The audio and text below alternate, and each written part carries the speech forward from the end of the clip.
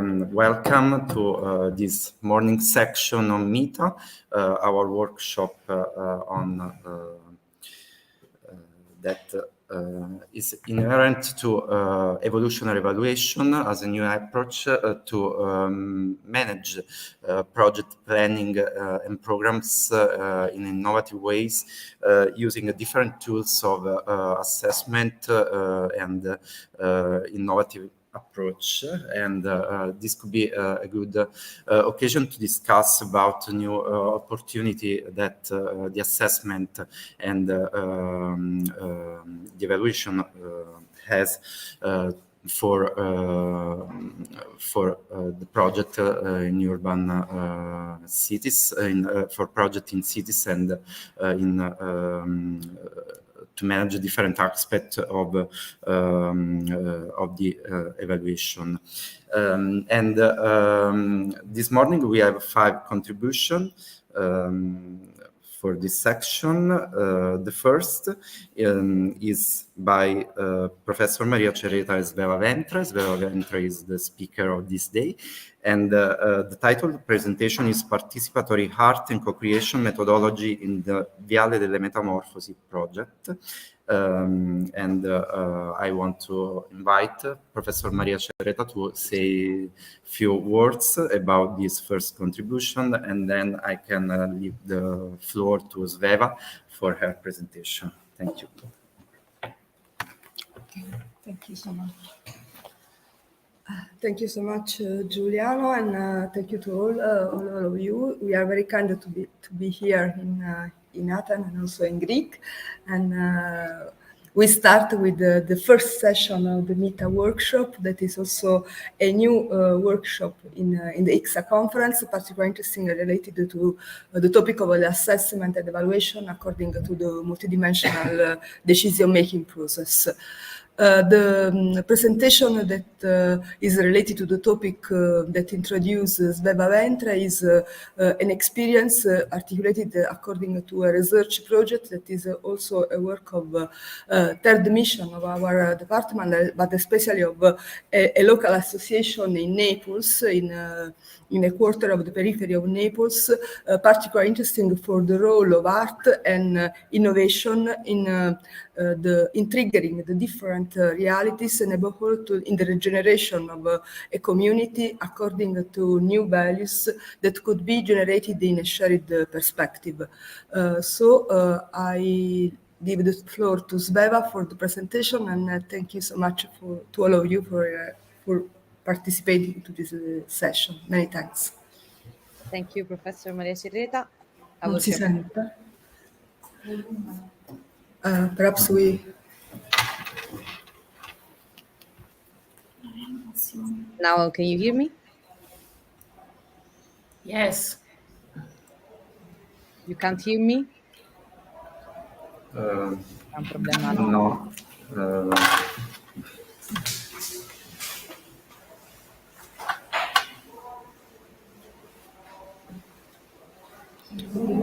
Forse puoi passare l'audio del computer, forse non è meglio. Dove? Ma non è quello centrale. Non è al massimo questo. Sì. Speaker. Così. Sveva? Maybe no. Ok. Ci sentite? Can you hear me? Ok. Sveva, could you say a word? Ciao. Okay, perfect. Thank you. Okay, I will share my screen. Thank you, Professor Maria Cerreta. Thank you, Giuliano. You're welcome.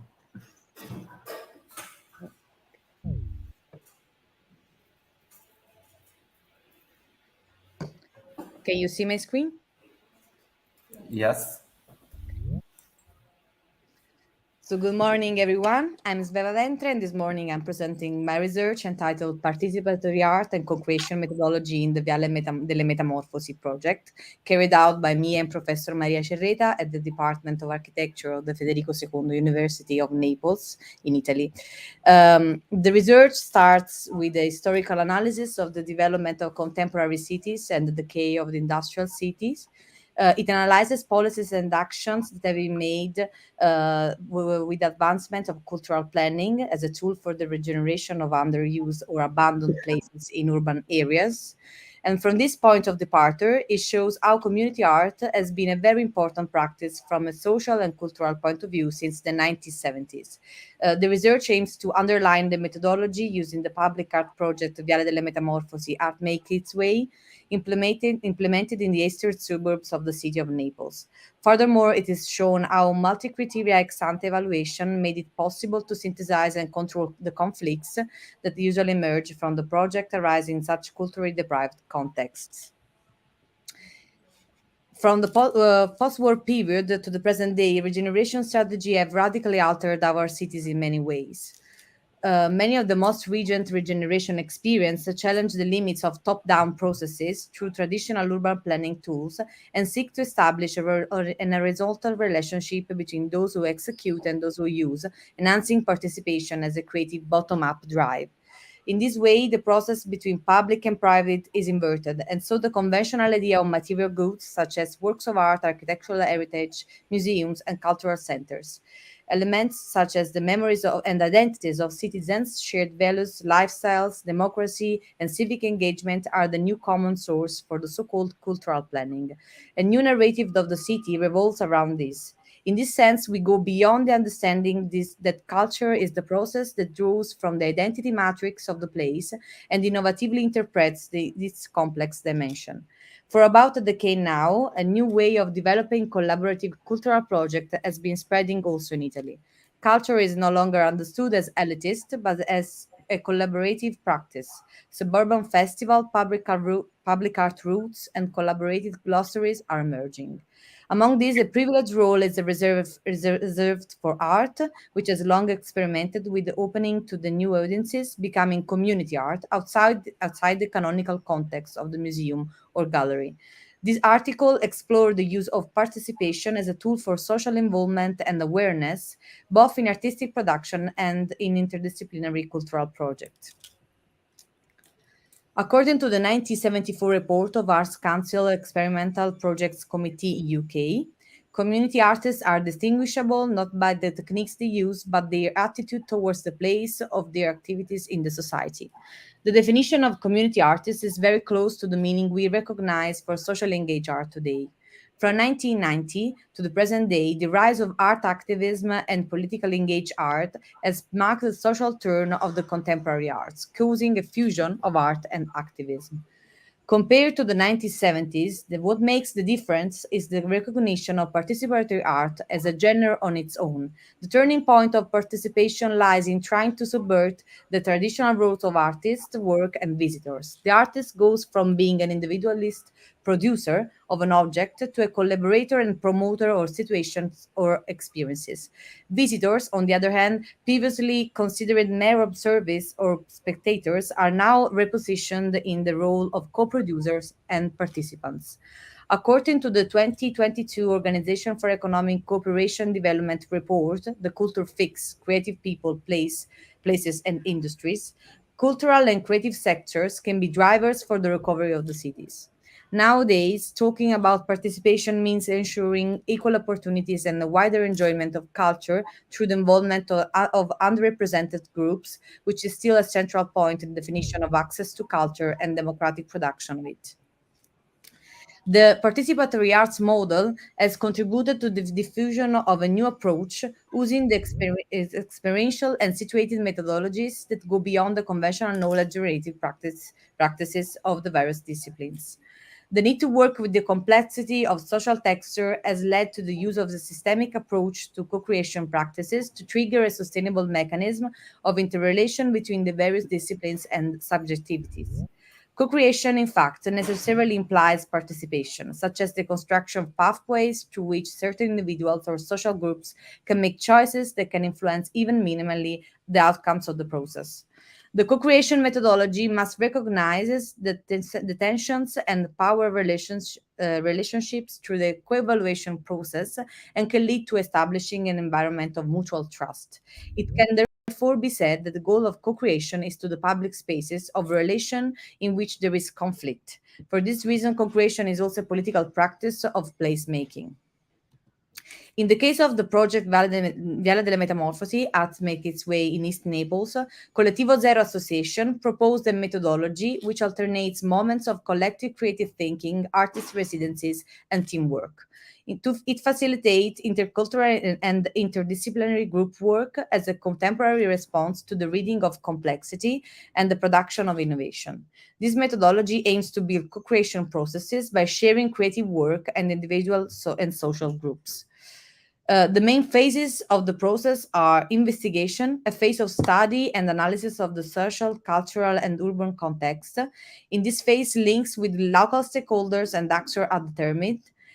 Tools like data collection, data processing, and data aggregation have been used. Co-creation is the second phase of proactive involvement and constant information of the beneficiaries through multidimensional activities like workshops, educational laboratories, and meetings between artists in residence and community. The third phase is restitution, is the final phase of the inauguration of the installation and or artistic actions, accompanied by a series of cultural and entertainment events. The last but not less important phase is integration, inserting time into the process to metabolize the innovation. This phase consists into the integration of the process within the life of the place. In the diagram shown here, it is visible how the level of participation of the different stakeholders alternates according to the project phase. With different degrees of relevance, the stakeholders are engaged, and the degree of relevance indicated in the diagram by the sides of the circles indicates the level of engagement of these stakeholders in that particular phase. In 2022, from March to October, the co-creation method was applied during the workshops organized in Ponticelli, an eastern suburb of the city of Naples in Italy. A long process of artistic production and performance involved residencies during the Viale delle Metamorfosi Art Make Its Way project and an urban festival or contemporary arts curated by Association Collettivo Zero. Viale delle Metamorfosi was realized thanks to an open call promoted by the City of Naples and financed by the European Fund Spaces of Social Innovation, Paths of Active Inclusion. The project investigates the theme of metamorphosis because of the street the festival takes place in, to the languages of contemporary art and architecture. Its main goal is to promote and disseminate, but also create permanent material and immaterial cultural and artistic heritage into the public space of Ponticelli.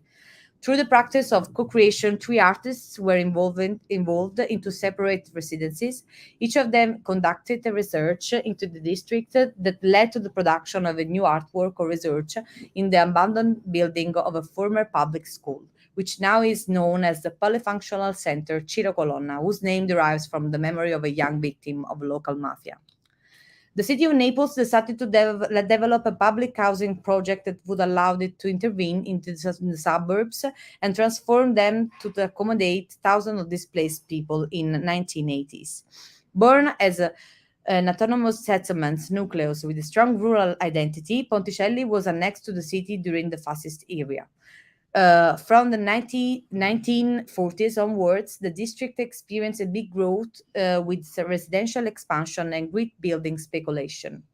In 1980, the periphery plan was approved because of the great earthquake, which led to the early approval of a national law aimed to resolving the housing emergency. The picture you see on the screen represents one of the residential complex of popular buildings in the Viale delle Metamorfosi street, which was realized in this context in Ponticelli. The city of Naples, in fact, decided to develop this public housing project that would allow to intervene in the suburbs and transform them into accommodate thousands of displaced people. The area of East Naples, which underwent a significant development during the Bourbon era, acquired the name of assembled landscape, as Michelangelo Russo said in the literature over time, a definition that reflects the history of a numerous and fragmented urban interventions. Ponticelli, more than any other suburban district, reflect the fragmentation of this intervention and suffers from an awkward geopolitical position, which manifests itself through the absence of services and complete social and cultural isolation. Following the English New Towns autonomous model, an attempt was made to build a community, planning oversized services and facilities with the goal to build a self-sufficient neighborhoods. Only a small part of these services has been realized, thereby causing the phenomenon of the progressive abandonment of these facilities. It was also due to the inability to management. Large public containers have now become ruins. At present, Ponticelli represents the image of a periphery, which is still in the process of finding its identity and its adaptability to the transformation. ISAT data provided by the Suburban Commission show that Ponticelli is the Italian district with the highest presence of young needs, not in education, employment, or training. Young people between 15 and 25 years old who do not study or do not work with strong disillusionment and low expectation for the future. Compared to a national average of 20%, in Ponticelli there are 31% of need. The absence of employment, the conscious social isolation caused by the lack of services and cultural activities, and the widespread school dropout have made Ponticelli the neighborhood with the youngest people who approach organized crime. Via delle Metamorfosi adopts a methodology of participatory planning in which art and culture stimulate a process of social change to enhance differences and fight stereotypes, to build dialogue, network, and alliances with associations and institutions in the area. The aim is to promote and strengthen cooperation and the generation of a common heritage. As shown in the present slide, co-evaluation phase represents a fundamental moment for the design process, which is particularly important to understand what happened during the next co-creation phase. The decision-making process will be presented later. The fundamental phase of co-creation, in which the guests of the artist residency program involved in the local community in the realization of their works. We have Edoardo Aruta with La Penna la Spada and Bravo Alfredo by Davide Delia. Is part of the above mentioned methodology through a long mediation process, in which Collettivo Zero is the activator. The association operating in the area and within the Centro Ciro Colonna were key stakeholders in the execution of the process. The inclusive logic of co-creation animated the 3 artistic residencies, encouraging participants to build a relationship of trust with artists and vice versa, and to face issues related to the traditional hierarchies. The restitution phase was characterized by a 3-day festival from the 7th to the 9th of October 2022, in which the artistic intervention resulting from the co-creation process were shared with the city. The events presented an opportunity to disseminate the work carried out in the preceding months and discuss the project's key themes with various guests. The festival public program was divided into 3 sections: exhibition, talks with experts from different fields such as art, architecture, urban planning, education, and sociology, and extra events realized in collaboration with other associations. In the case of Viale delle Metamorfosi project, the ability to generate social and affective values as well as cultural values around the artistic action and to build an extended network around the Centro Ciro Colonna was very effective. The first served to integrate the various dimensions of the generated value, make it a concrete result of cultural-led regeneration. The second served to produce a complex network value around a specific local context through chain reactions between culture, economy, and processes. Assessing the complexity of the social and community dimension of Ponticelli district, it was necessary to apply a multi-criteria ex-ante evaluation using impact matrices. Social multi-criteria evaluation approach can provide a methodological framework in which the phase of comparing the options of a typical ex-ante evaluation with dimension, objectives and evaluation criteria leads to the coherent aggregation of different information. In the case of the Viale metamorphosis, the starting point was the power interest matrix generated by stakeholders mapping. Their positioning within the quadrants confirmed the role they could play within the project. The social multi-criteria assessment of European policies, better known as Socrates method, has been applied, which uses the three fundamental analyses: multi-criteria, equity, and sensitivity analysis. Multi-criteria analysis required the definition of alternatives, which in the case of this project concern the choice of the specific process action to be activated for the involvement of artists in the Botticelli area. The alternatives were local emerging artists, internationally renowned artists, more artists, emerging artists, and international artists, multiple artists, local artists, and an open call. Considering the neighborhood's complex cultural and social value, it was decided to opt only for qualitative data that emerged from the data collection of the first phase of the investigation. Secondly, relevant dimensions must be defined. Chosen dimensions are connected to the project objectives and criteria. And these are cost of the intervention to minimize, time of execution to minimize, involvement of multiple interests to maximize, visibility of the action to maximize, regeneration of places to maximize. Then the use of weights as important coefficients clarifies the role of criteria in the hierarchical structure. As shown in the diagrams, the final ranking of the impact matrix shows that the preferable alternative is more artists, mixing emerging artists and international artists, which was the choice actually made in the co-evaluation phase to start the following co-creation process. This alternative was also correctly reflected through the social impact and related dendrogram, within which the stakeholders identified in the previous power interest matrix were included.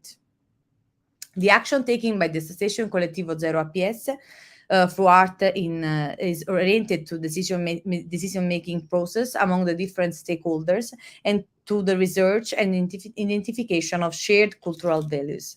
The present research aims to discuss and demonstrate how the use of Socrates as a multi-criteria tool in evaluation practice is aimed at carrying out a sensitivity analysis which validates actual practice in the social and cultural field, confirming the outputs that have emerged from the ranking of the models insert. The methodological process of the Viale delle Metamorfosi project must lead us to ask ourselves the following further questions. How sustainable are these projects in the long term? How can the evaluation of these impacts influence governmental choices towards a more accessible culture? How can co-evaluation be improved to implement more effective decision-making processes? Thank you for your attention.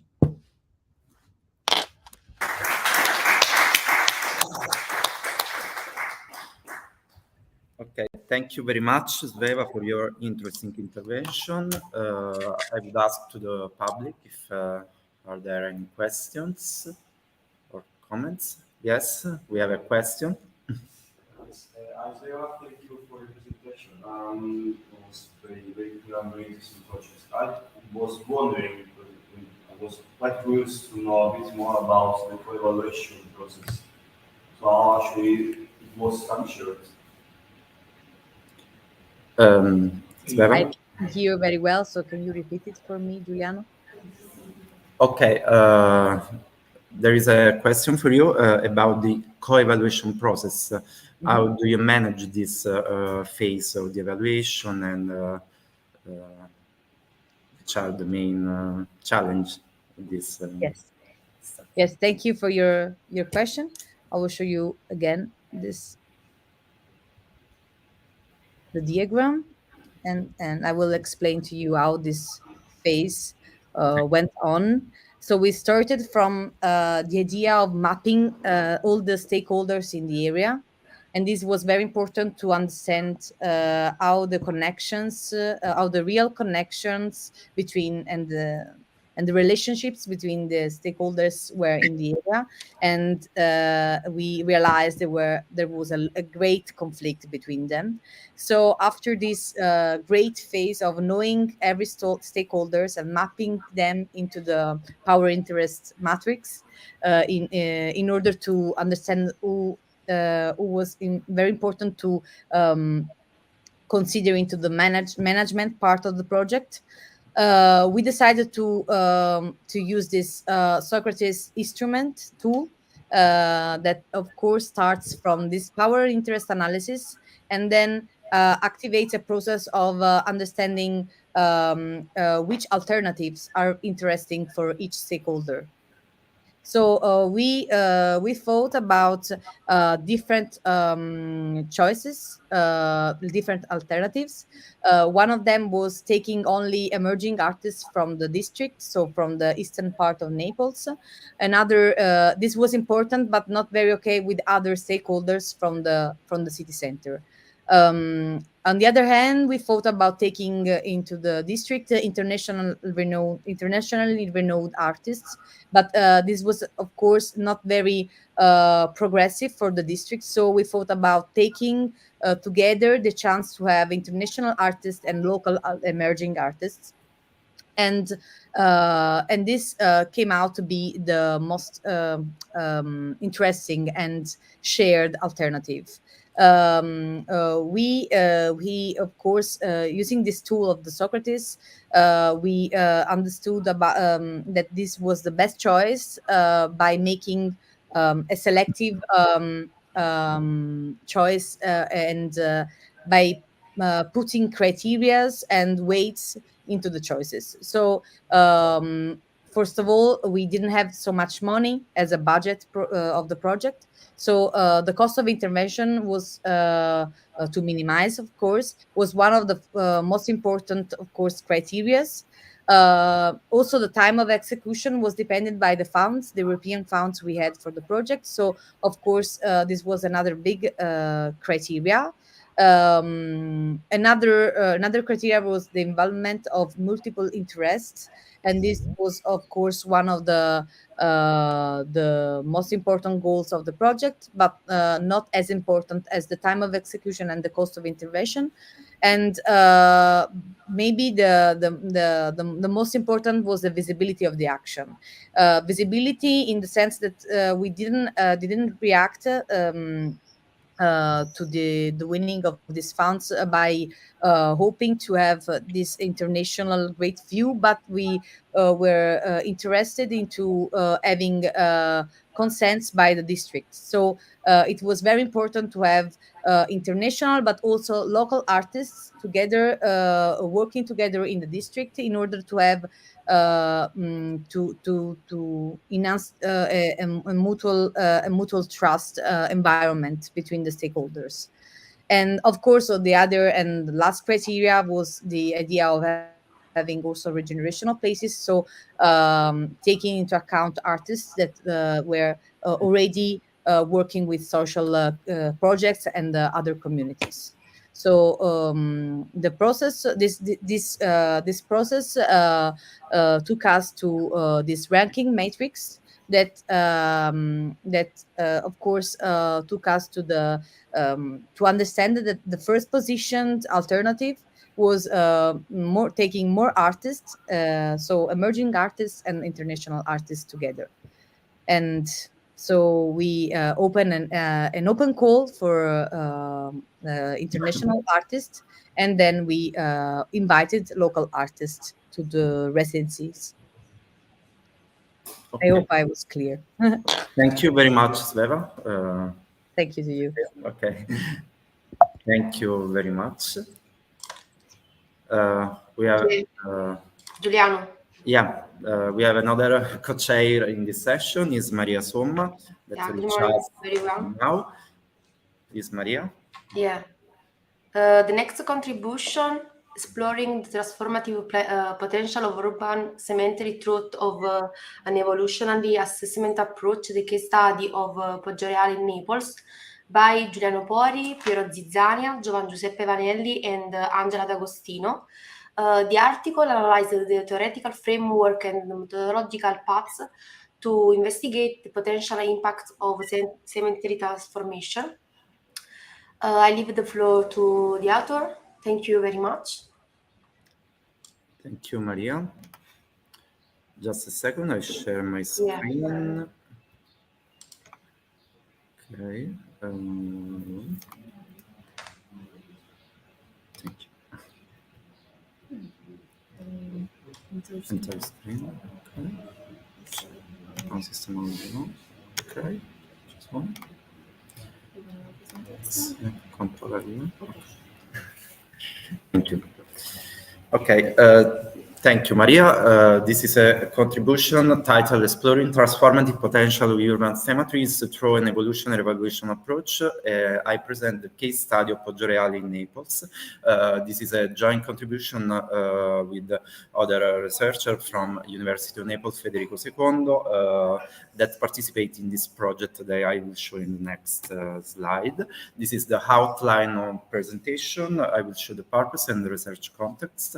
Then I will briefly present the conceptual background for the evolutionary evaluation, that is the theme that the issues that link this contribution to the thematic session. Then there is a part of literature review, the methodological workflow, and I go through the case study of Poggioreale cemeteries in Naples. So the main purpose of this contribution is to examine the transformative potential of urban cemeteries that can be considered as multifunctional landscape by investigating both soft evaluation approach and structural ones.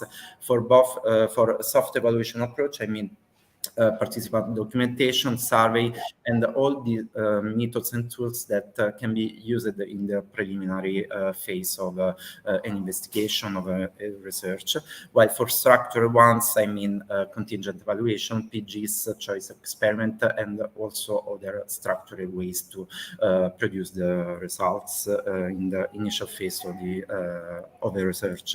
The project I am referring to is a project funded by the University of Naples, Federico II, for a budget of 40,000 euro, and this involved different disciplines of the different disciplinary fields, such as design, anthropology, law, and evaluation. That is my field of interest, and also history. So it's a cross-cutting and multidisciplinary research that have two main research questions that can be synthesized in these two questions.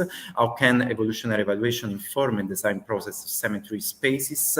And does the evolutionary evaluation provide practitioner or researcher with the best fit framework to evaluating and planning of transformative scenarios? Thank you. And while the research questions that are linked to the case study are more specific, and we ask if there is an effective demand of landscape services from the general public and the citizens that visit the cemeteries in Naples, and to what extent landscape services framework can support the policymaker to make a step forward in the management of the cemetery spaces. This is a conceptual framework that involves the evolutionary evaluation that are a very interesting concept that link these issues to the thematic session. And generally, this framework was used to assess the effectiveness of social intervention or program over time, and is based on the concept that the evaluation process and the planning or program are not static process, but they are dynamic process. So we need a series of feedback that can make us able to investigate the different paths that the research could took and respond to this different path with different methods and tools that adapt to the change of time. So if we think the process of a planning of a program as a linear way, we are not able to consider that the final results could respect the initial objectives. So we need to consider all the change, the dynamics change, the dynamics that impact on the project changing. So this framework to show the first step of the evolutionary evaluation that refer to as process and response step, that is the preliminary results of the initial phase of a planning process. Then followed the phase of change that correspond to the development of plans. The first phase is the stability, in which the general objective was consolidated and the program is started and has to be concluding, in which there is the phase of comparison and control, that is the monitoring of the impact of the program on the city, on the city, on an environment. And the fourth phase is the dissemination of the program that correspond to a generalizability of the phase of the approach that could be exported in other research.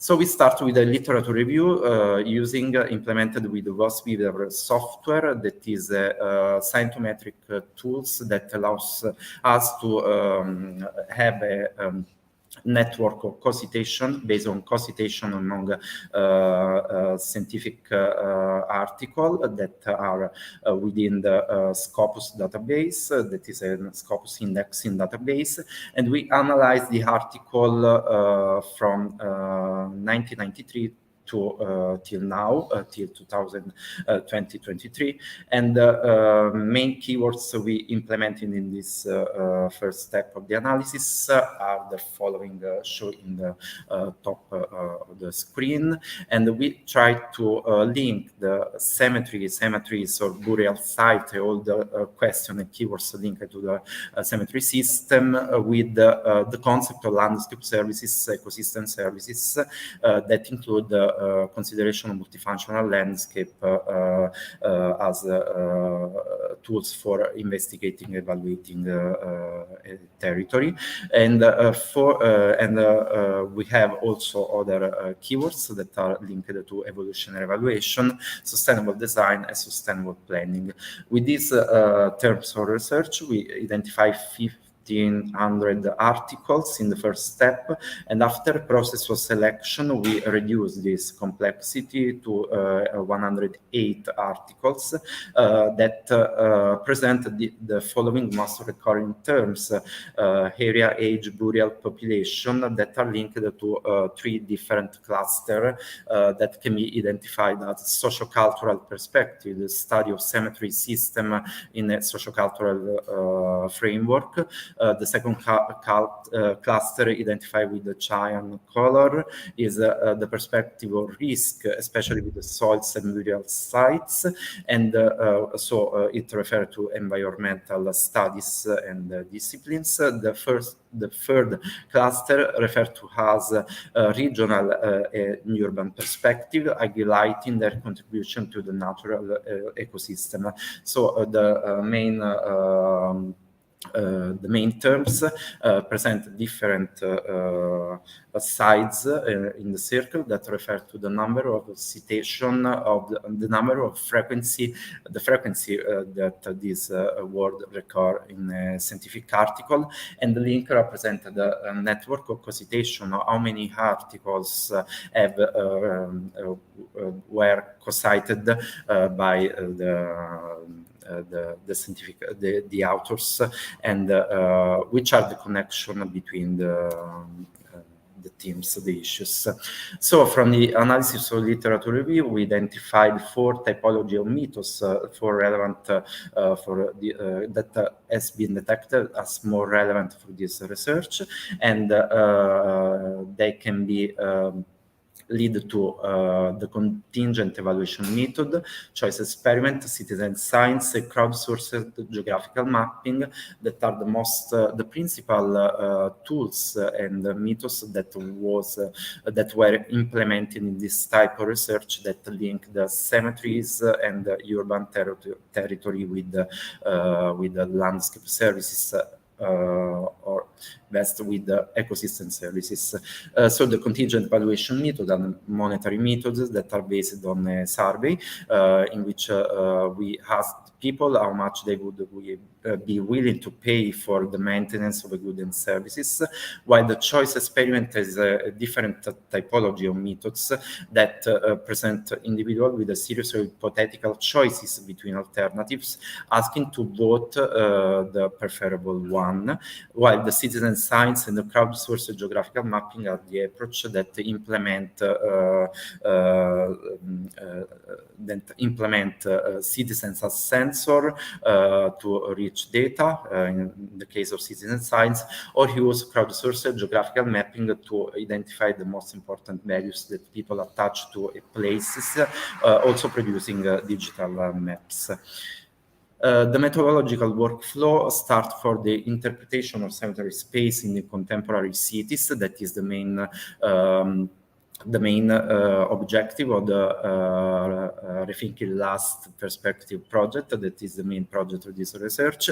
And starting from the research questions at the basis of the project, we implemented the first process of evolutionary evaluation, referred to as process and response, in which the concept of ecosystem landscape services is linked to the evolutionary evaluation phases.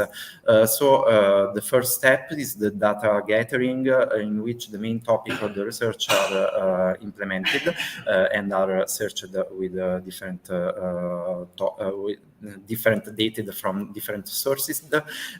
In particular, we implemented a stated preference method that is based on a georeferenced survey, in which people identify the most important things linked to the cemetery space, also mapping the most visited places in the cemetery systems. And aims of these steps is identify the prevailing emotions linked to this place, and identify if there is a real demand of landscape and ecosystem services by people visiting cemeteries, and identify also the critical issues linked to this space from the general public. So I go through the case study that is the Poggio Reale cemetery system in Naples, that is composed by 11 cemeteries, different cemeteries in the city of Naples, that are very monumental characters, in which the cultural heritage is very present, and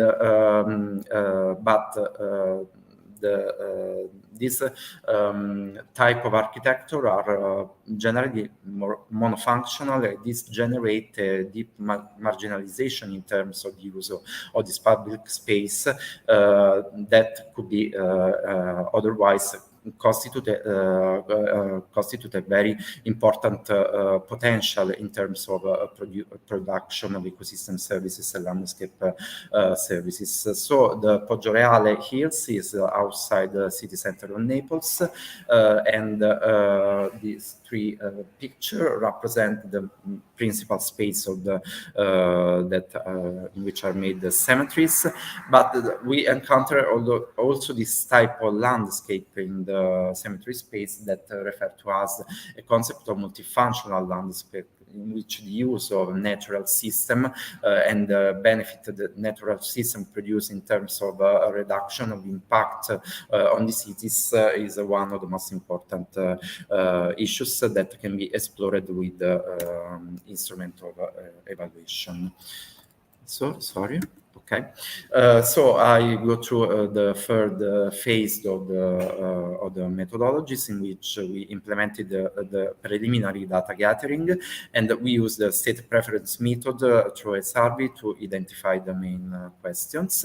And we interviewed 98 people that visit the cemeteries during a memorial day in Naples, that is the 2 of November, that is the day of the death, and we obtained 98 response for these interviews. And the most interesting question, the people's the sample the most. The people in the samples live in Naples for the 86%, and the age of the peoples is more than 55 years. So this is the way in which the sample is compounded. And we ask, first of all, the mode of travel and easy to reach the cemeteries by the people. And we can interpret by this infographic that the most prevalent modality in which people reach the cemeteries is private vehicle, so by car. That is the most prevailing model of travel, but also the public transport is used by the people, and the most part of the samples is spread about the easy to reach the question about the easy to reach the cemeteries, because the 37% response that is very high, so they do not encounter difficult to reach the cemeteries, but the 24%, while the 18% says that is very low to the easy to reach the cemeteries. So this question is about the facility to use the public transportation system and about the functioning of this of the public transport in Naples.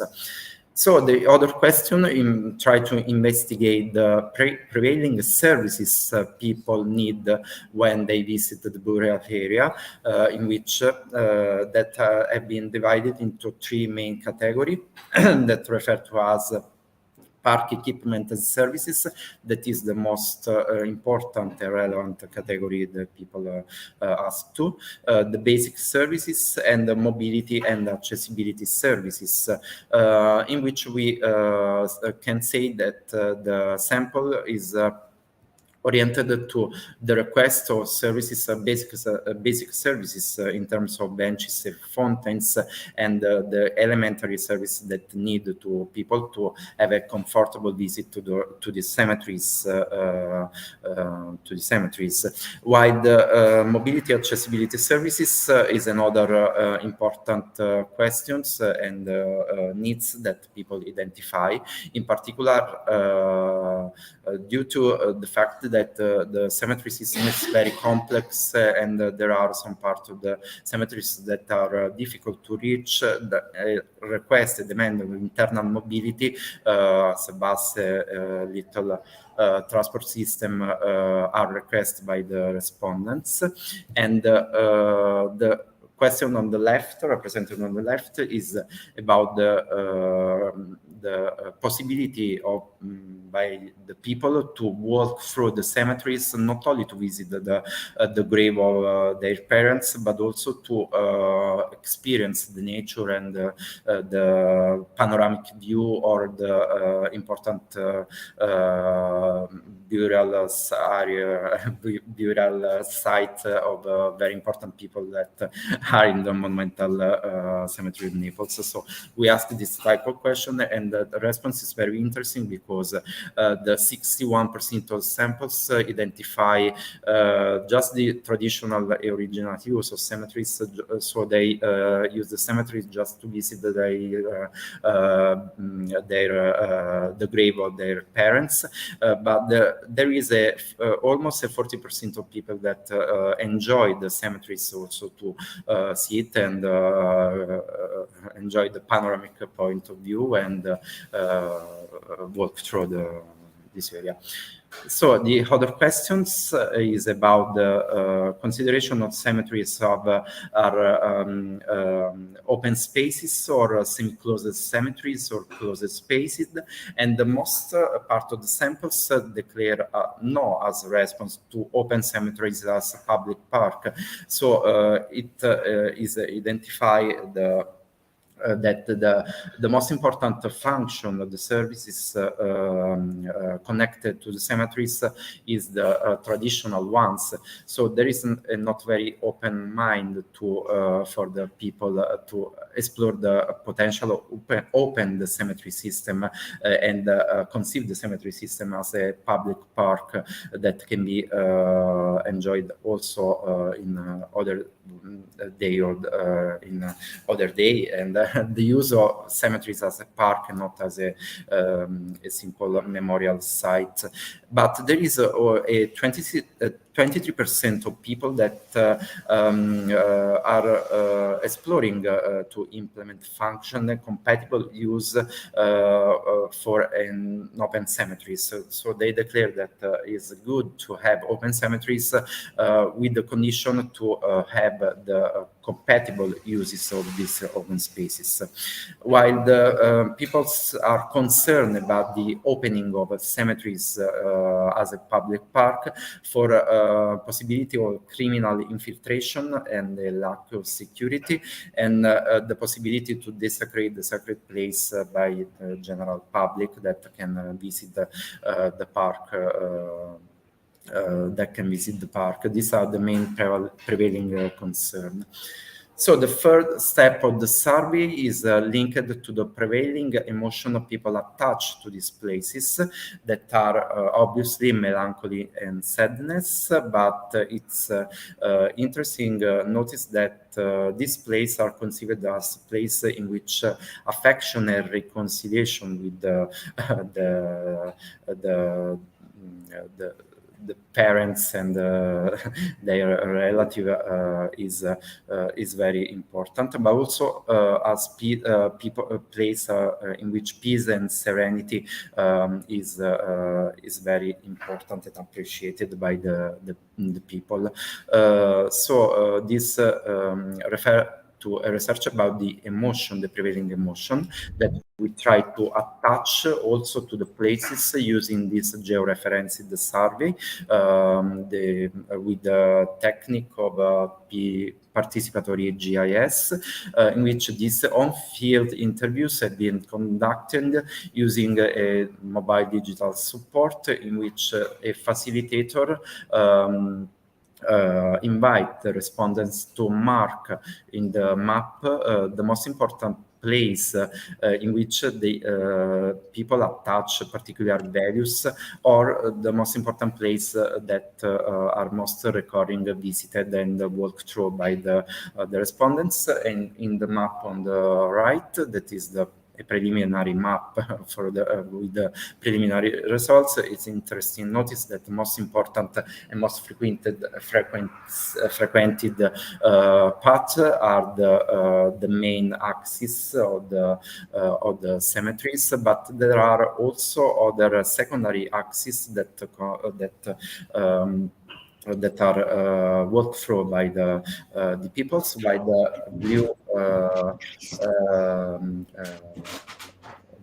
sign referred to as the most frequented visited places, and the most intense color identify the burial site of a famous Napolitan actors that is Totò.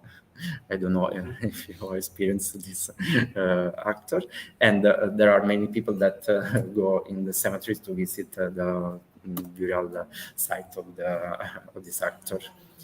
So I go to the conclusion, so I take more time.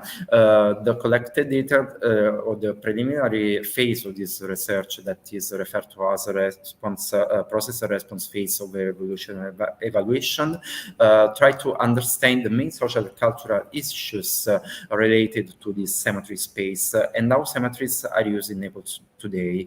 A walkthrough, a fourth step of this research will be oriented to implement a choice experiment in which the peoples will be presented some scenarios of transformation of these burial areas outside their traditional rules, asking to vote the prevailing the preference of an alternative scenarios, and then we will be implemented a multi-criteria evaluation method.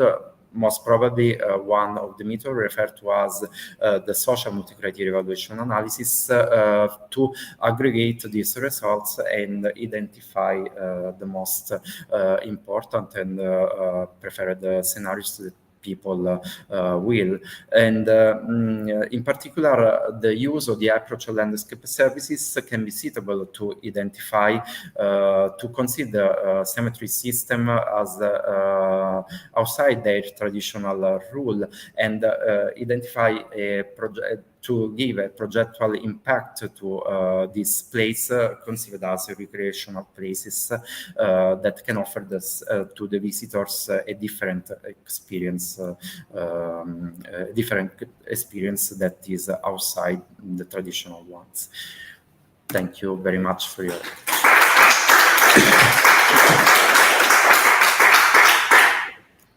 Thank you very much, Giuliano. Are there any questions? Yeah, two questions, please.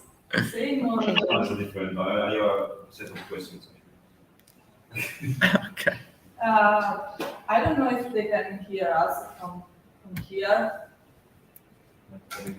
They told me they can hear our questions from the. I think they don't. You can. You can. Okay, no, just a very short question about the objective at the end of the methodology. It would be interesting if you can clarify this much how the passage from heterotopia to hypertopia of the place. In the first step of the methodological workflow. Yes, like the objective from heterotopia places to hypertopia places.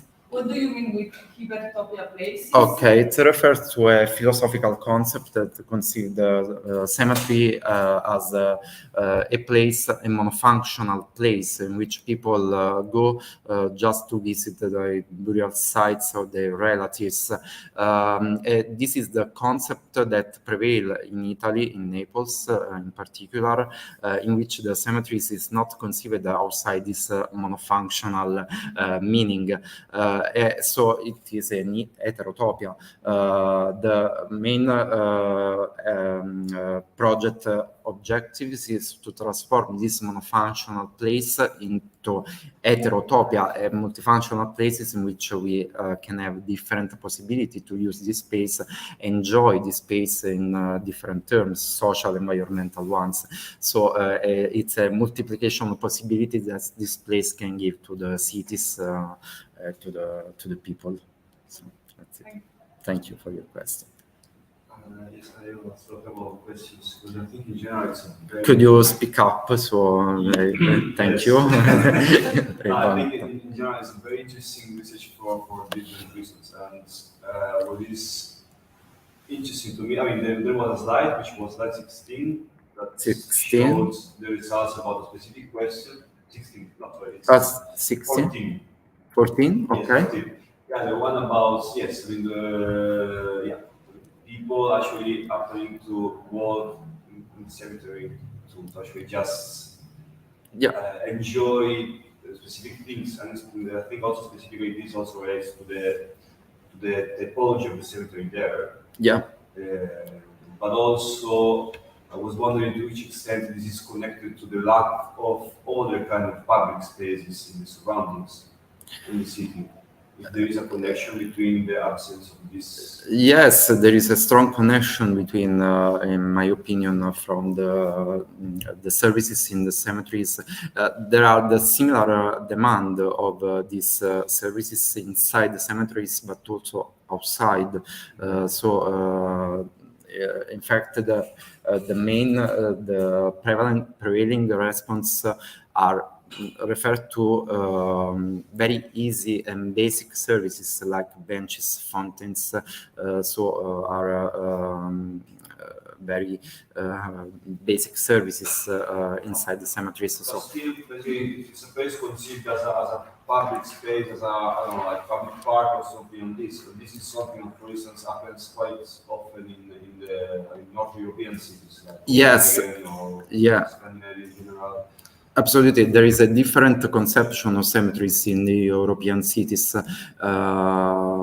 As an example, in Copenhagen, or also in probably in Amsterdam, the cemeteries are considered as public spaces, as park. This is strongly linked to the concept of heterotopia. So you can transform this place to enjoy all the nature system, ecosystem services that they produce by people. And I don't know if I respond to your question about the basic services of this place. The way I see it in general is, this is something that shows an opportunity to actually rethink some of these spaces that also, especially for Catholic people, Italian people, yeah. They also are connected to very specific meanings, right? Yeah. Which, for instance, in Protestant countries, this is already different. Yeah. That's the first thing. But at the same time, and that's why this also makes to another question. Yet at the beginning, you showed this fantastic scientific literature with this landscape, and I was wondering if you also thought of making a difference between geographical area to see if there were a different kind of clusters. Yeah. It's possible to perform this type of analysis with these tools, VosViewer, that can attach the scientific terms, the keywords of the scientific inside the scientific article to the nation. And we made this analysis, but I don't have the infographic. And we identify United States and the United Kingdom as the most important nation in which this type of research is made. So we can. Yeah, but not only, it's also about what kind of keywords emerge from different geographical areas. I think that will be extra insight that you can get from this kind of analysis. How the cluster change according to the nation, I think that is not possible to this type of software of VosViewer. So we can identify the most prevailing keywords, but we cannot attach these keywords to the nation. But then you can so sorry to interrupt. But no, you can say do this selection at the very beginning, right? So you already define the geographical scope of your. No, we cannot define the geographical scope of analysis. So we can have all the research article since the main database is Scopus. So we can set the filter in the Scopus database to identify this. I think you can do some kind of geographical filtering. Geographical filtering to identify just this space is managed in the Scopus database. That is the raw data that could be implemented in the software, but we cannot identify the connection of keywords with the nation. We can just identify the most frequent keywords produced by the articles from the nations. You can do it with journal, something like that. I think you can do it using like the journals. Yes, you can use the journal, open access article, conference proceeding. You can set the keywords of the type of journal. You can set also the nation you want to consider in the analysis in terms of language, English, French, Spanish, etc. And also in terms of range of years to be considered. So there is a short limitation. I would suggest to use other instrument of network analysis to perform this type of, to obtain these type of results that connect the keywords to the nation or other information. So this is just a software of visualization data. It's not really good to perform this network analysis more strong. So there are other tools. Do you have time for a small next question? I don't know. Okay. Very quick one. Yes, very quick. Thank you. About how did you perform the mapping parts in the survey? So The mapping yes, like actually, what did you do? Like, did you use tablets there? Or? We use tablet. I do not perform this analysis by myself, by a group of students that go to the cemeteries with the tablet. And on the tablet, we have a georeferenced map with the Google Map, very easy system. And we ask the people to attach the most to assign the most recurring path they walk through when visit the cemeteries, and so we obtain the line, and this line are very very thick because there are the response of the more people. So the more the line is thick, the more the people walk through this path, and while the density of point represent the most prevailing place people walk through, and in particular in the southern part there is the tomb of the famous Neapolitan actor, in which many people that visit the cemeteries for their scope go through to visit this. Yeah, this happens also for the Schopenhauer. For the Schopenhauer, yeah. Yeah. Anyways, Okay. Yes. Thank you very much for your questions. If there are not other questions, we can go on.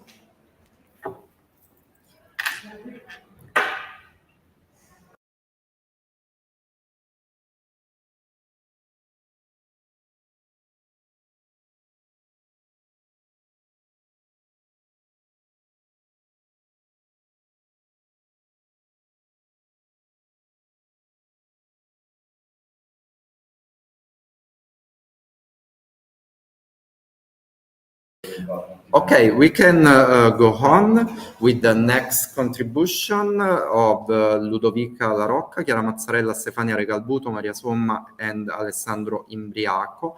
That is a community archive, a place-based census technique for urban regeneration. I leave the floor to Chiara. Please help me sharing the screen. I share the screen. That is this. We have the PDF in some folder. Yeah. Okay. No, you go to the phone. You can close this. Okay. And this is. Yes. Okay. Control L. Okay, good morning. Thank you. I'll try to stay in 10 minutes because we are a bit late. Okay, I'm presenting a study that is part of a bigger work that we have started with my colleagues Ludovica La Rocca, Stefania Regalbuto, and Maria Somma, and also with Alessandro Imbriaco of the Association Bello Sguardo of our case study. Basically, this research starts from the purpose and ambition to understand how to build a community archive as a decision support tool for the activation of social innovation and urban regeneration processes, starting from the case study of Athena Lucana, considering houses and public spaces. Our first research questions have been how to set up a place-based community archive and how to structure a scientific decision-making process as a participatory tool, simultaneously of self-representation and knowledge of communities. The theoretical framework of the study I mean, the literature we studied before starting this work revealed that community archives generally has the objective of preserve collective memory, provide educational resources, support historical and socio-cultural research by providing a base of reliable data and sources, and facilitate community participation and civic engagement. But also from most recent literature, digital archives also has the power to become a source for the society, give voices to other points of view not considered in traditional archives, and are an opportunity to reconfigure the traditional archives with a participatory turn, indeed, and thus enhance the cultural heritage knowledge. We started from this case study, Archivio Atena. Archivio Atena is a winning project of the public notice Attractivity of Villages, part of the Italian PNR. Is a project proposed by a rich group of partners, where the Studio Bello Sguardo Association is one of the most important one, with the municipality of Atena Lucana. And we have been involved as researchers. The teaching and research laboratory where we have developed this study is part of the Riva Research Teaching and Third Mission Network of the Department of Architecture of the Federico II University in Naples. And where do we are? South of Italy, in Campania region, very small village in the province of Salerno, Atena Lucana. In particular, we have been asked to focus on the historical center of Atena Lucana that is on the top of this hill and is almost completely not there are just 13 people there living now.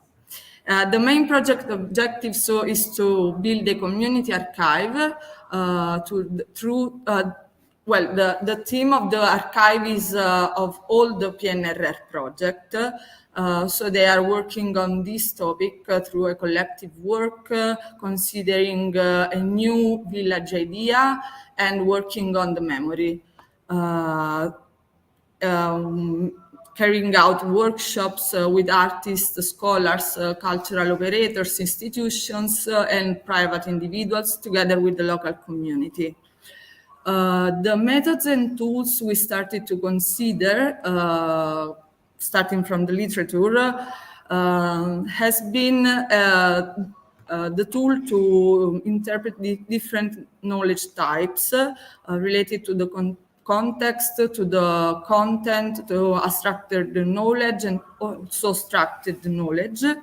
And methods, the main methods used in community archives are direct observation method, documentation, interviews, storytelling, participatory mapping, also focus groups with different stakeholders, and expert-based analysis. Using also GIS, participatory GIS, and different kind of maps.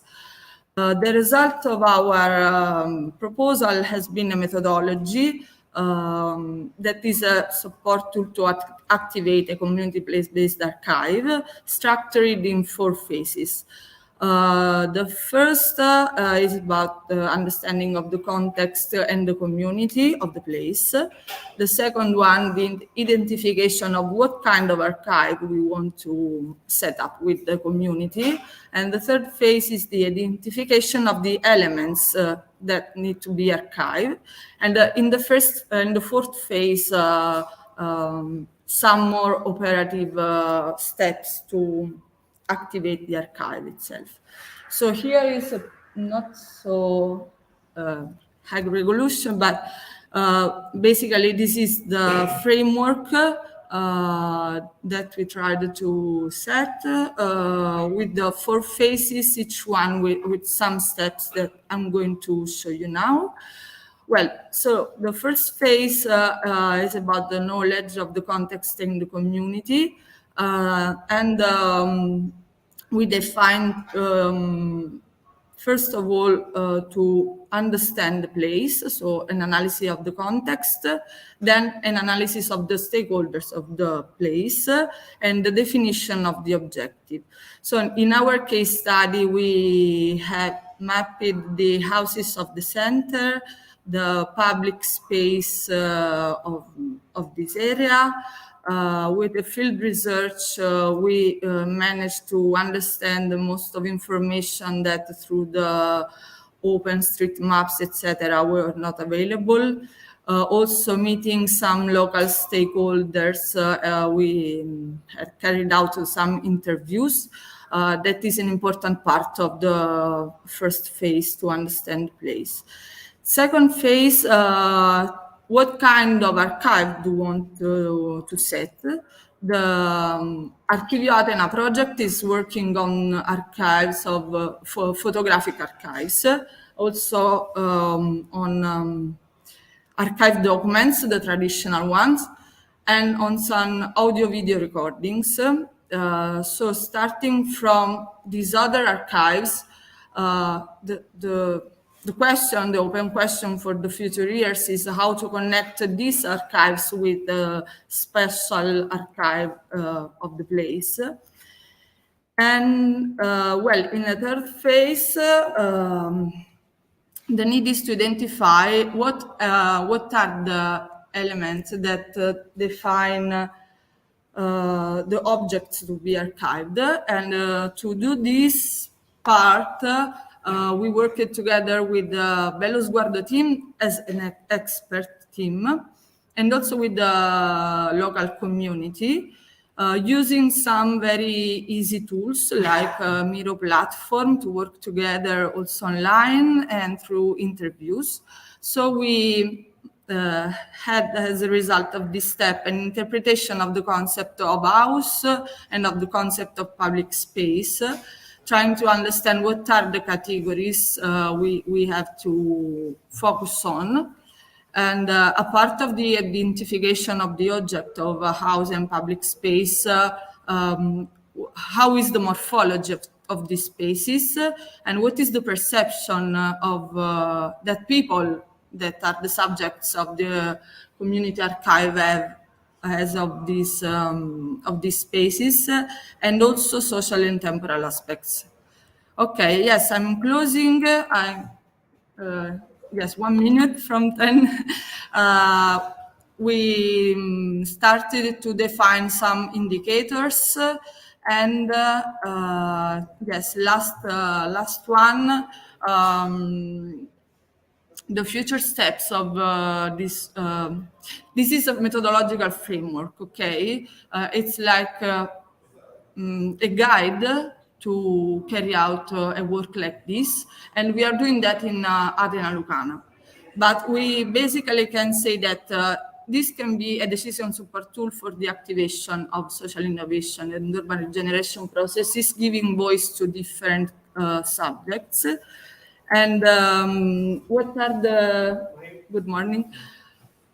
Our contribution to the literature has been to add a new methodological framework, more general and more adaptable to to different contexts. Despite we are aware that also this methodology has some limits because could not fit with some stakeholders in community aims or aspirations. But the challenge is to see in the next 4 years how the test of this methodology will be in Athena Lucana, and how we will co-assess the results from the database with experts and local communities. Thank you. I'll jump.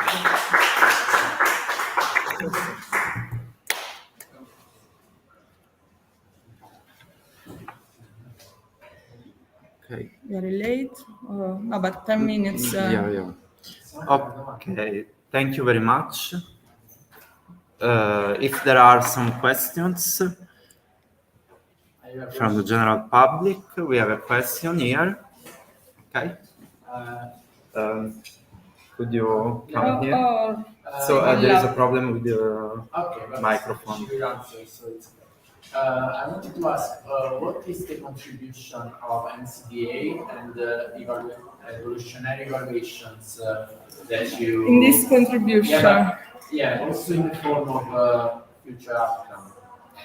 Yes, this is a good question because this depends on the, we worked on the creation of a methodology to set a database of multiple kind of data, quantitative and qualitative. It's like part of the steps of the future work we have to do in next year. Is clear or? I only wanted to know, even in let's say cultural perspective, how do you think to address the theme of evolutionary? The theme of evolutionary evaluation in considering the aspect of time, of adaptability, is consistent with the kind of evaluation this kind of work needs.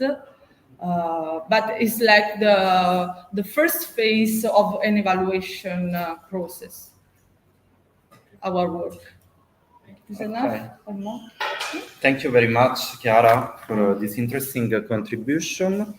We can go on because we are a bit late. So the next contribution is by Irene Bianchi and Ilaria Tosoni. And the title of presentation is Culture and the City Towards a Context-Aware Assessment Framework. I can leave the floor to Irene from Politecnico of Milano. Thank you. Please. Just a second. We have some problem. No, è lei. Oh, No, è lei. okay. Non si sente lei. Could you control your microphone, please? We cannot hear you. Good morning. Okay, thank you. Okay. Please. So good morning, everyone. Do you see my screen? Yes. Yes. Okay. So good morning. I'm Irene Bianchi. I'm a postdoctoral fellow at the Department of Architecture and Urban Studies at Politecnico di Milano. And today I'm here to present with you a short contribution I wrote with my colleague Ilaria Tosoni, named Culture and the City Towards a Context-Aware Assessment Framework. This contribution is part of a broader research carried out under the MESOC project. MESOC is a Horizon 2020 project that ended last month. It is about measuring the social impact of culture. It is coordinated by the University of Valencia, and Politecnico, under the coordination of Professor Grazia Concilio, was guiding the testing activities in pilot cities. So we started from a binomial, culture and the cities. And we know that literature has broadly recognized cities as a preferred locus for cultural production and artistic activation, but also in a way, as a field of experimentation for the emergence of social innovation projects at different scales.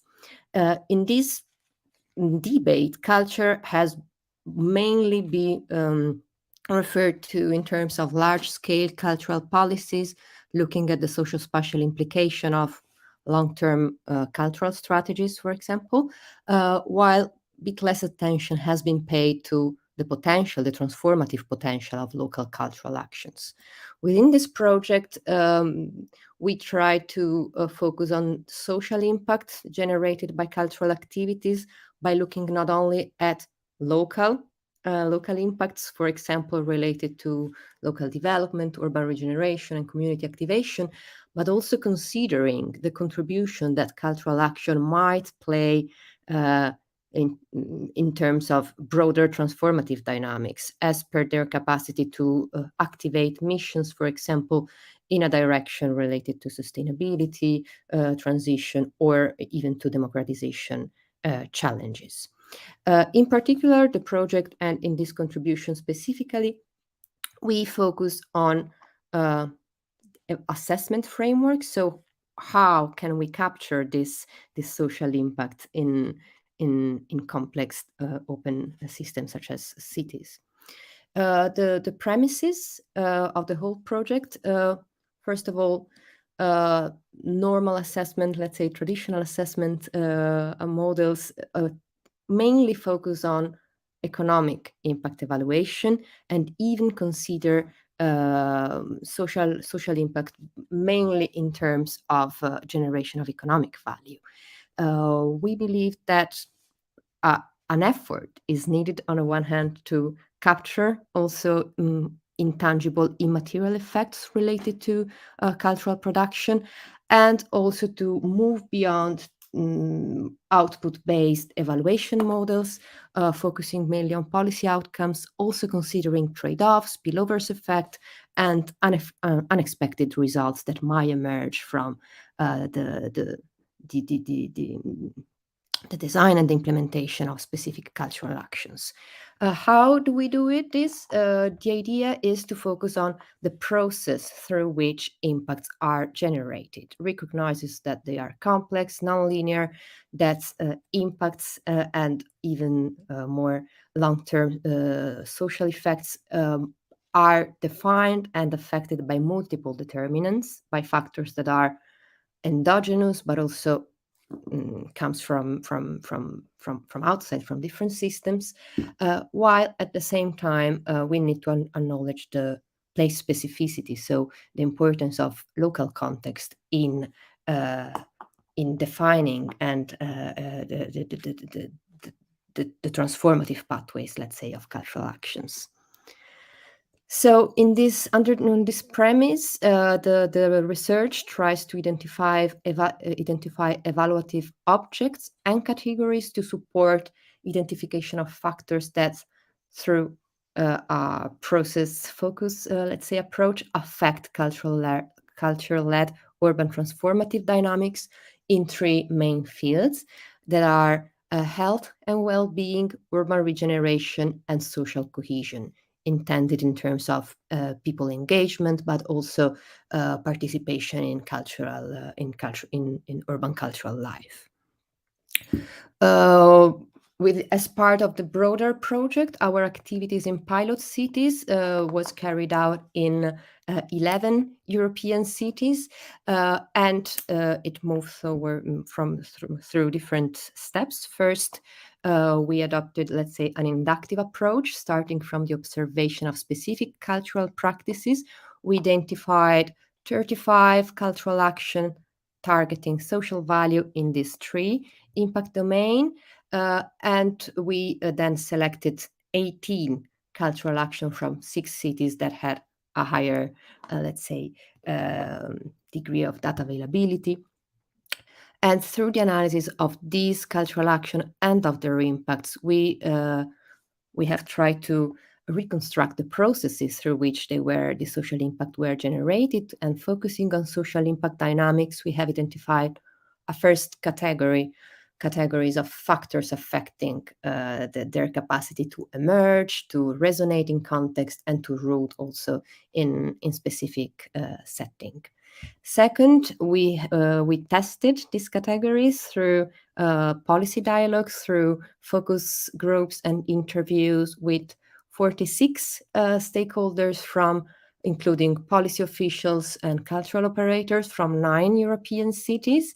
And we validated these categories, also identifying, let's say, changing the perspective, some context-sensitive observation lenses.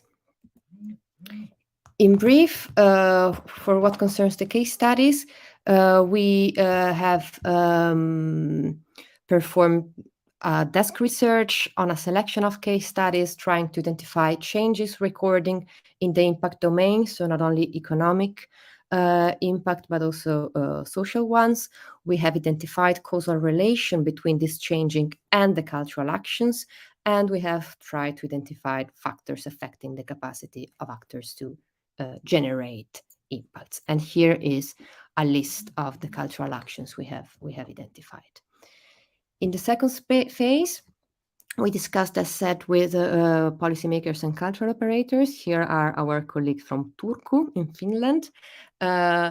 We asked them about what dynamics affected the capacity of cultural actions to generate impacts. And we, through a semantic analysis of interview transcript, we have identified and further validated the categories we had in mind. So the results, cultural action and the impacts, we identified, as said, the main focus was on 18 cultural actions, mainly public actions related to performative or visual arts. They include both new and well-established actions. They were half permanent and place-specific and half recurring, such as, for example, festivals. And these allow us to identify first sets of recurring impacts.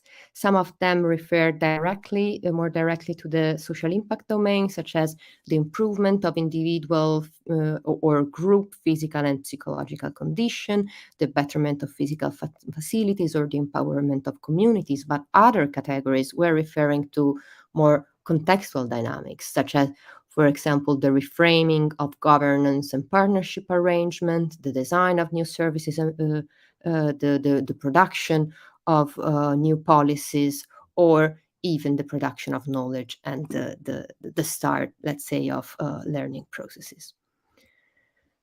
Starting from this, we have identified 5 main clusters of enabling factors that refer to network and partnership, resources and infrastructures, norms and regulation, narrative and discourses, and knowledge and abilities. These factors, in a way, were played a prominent, a relevant role in allowing for social impact to generate in the context we analyzed.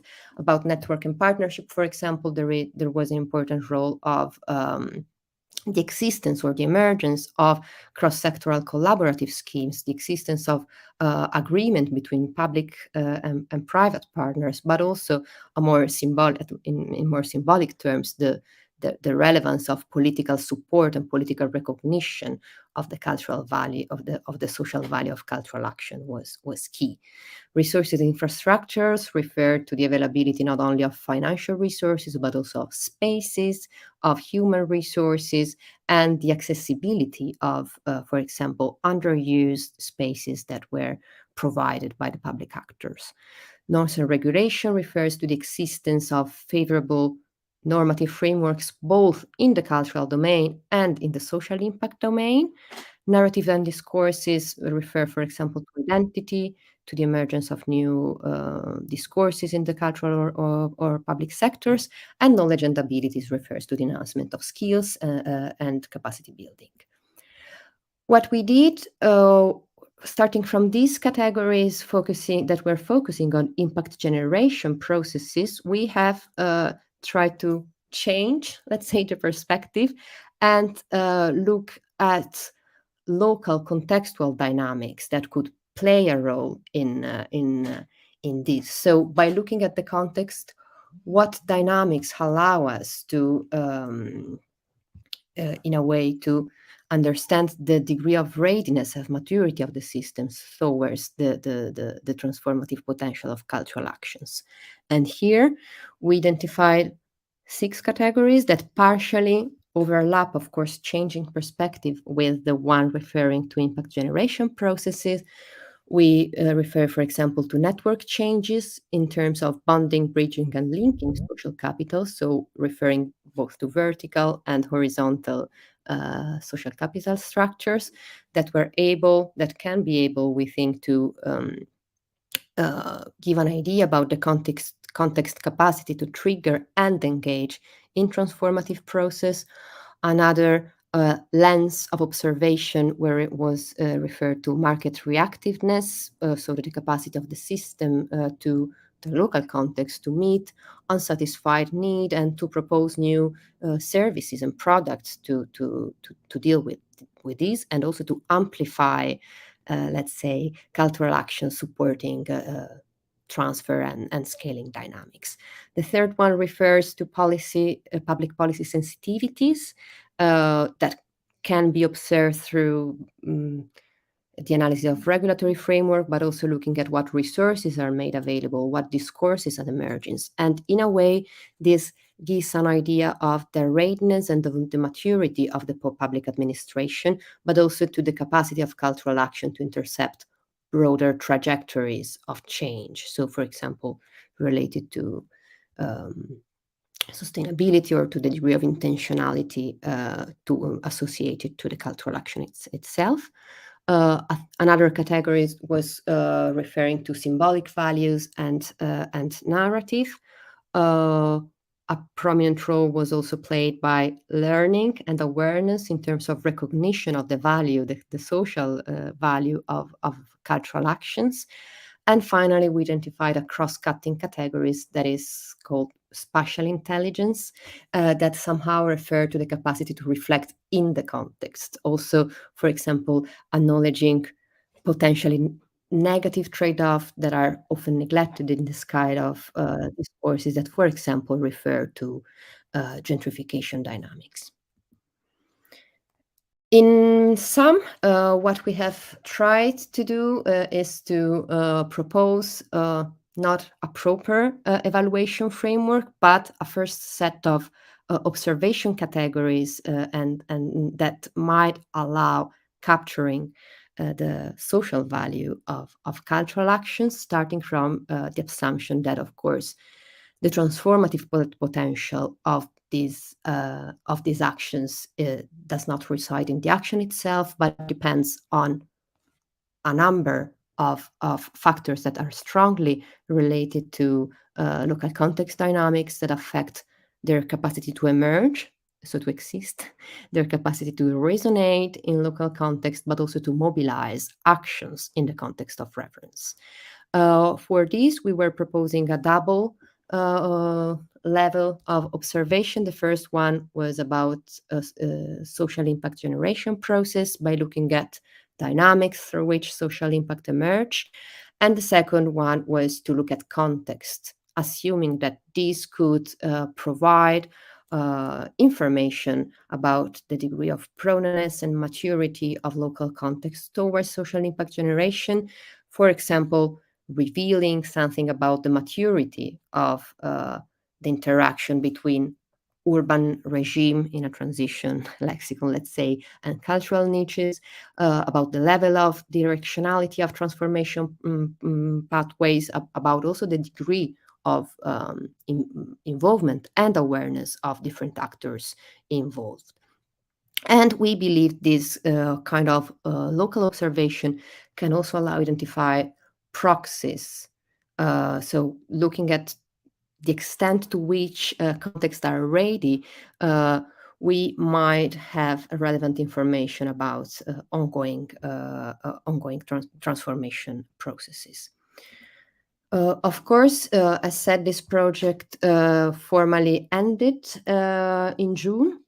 We keep working on it. We closed this survey in which we are enlarging the sample of cities to validate enabling factors and categories. We are working to the definition of descriptors, and indicators. So trying to consolidate this scheme into a proper assessment framework. What we are interested in understanding now is to what extent these categories we identified are relevant for public administrations, but also to what extent data that might be necessary to get this information are available at the city level, or if there are databases that might support us in the collection of this kind of data. So the project, as said, is much broader. If you are interested, of course, you can go to the project website. There is also a special issue that was launched last year and that is finished this year on city, territory, and architecture, which is called Cities in Transition, exploring the role of urban cultural policies. And in June, there was also the publication of the project handbook. For more information, you can refer to these, or, of course, you can contact me or my colleagues.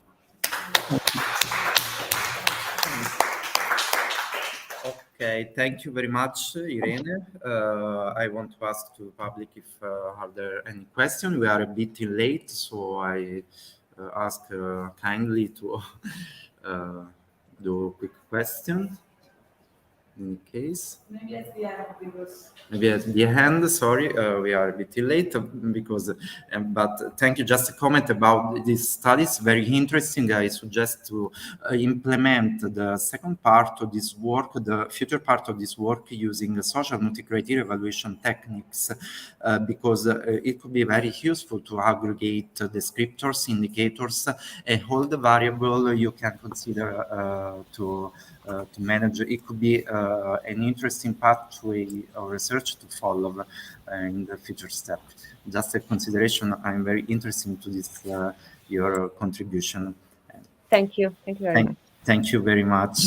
So we had the final contribution on this morning. I want to introduce Sabrina Sacco, that will have a contribution titled Smart Circular City and Stakeholder Engagement, a literature review to explore the role of artificial intelligence. I would kindly ask you to Sabrina to reduce the time of presentation as possible. Okay. Thank you.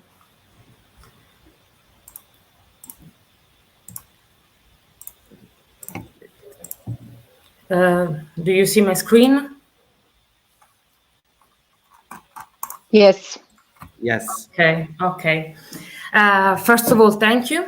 Good morning to everyone. I'm Sabrina Sacco, PhD student in Artificial Intelligence at University of Naples, Federico II. I'm very glad to present the research Smart Circular Cities and Stakeholder Engagement, a literature review to explore the role of artificial intelligence, carried out with the professor Ferdinando Di Martino and Maria Cerreta.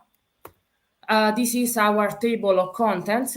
Starting from the definition of the theoretical framework, this presentation details the concept that have moved the research up to the definition of the search question, presenting the methodological approach and the functional tools for bibliometrical analysis and the obtained results. The concept of smart city emerged in 1990s, referring to the use of advanced technology and data analytics to improve urban services and infrastructure. However, simply increasing efficiency is not enough to address the economic, environmental, ecological, and social challenges of cities.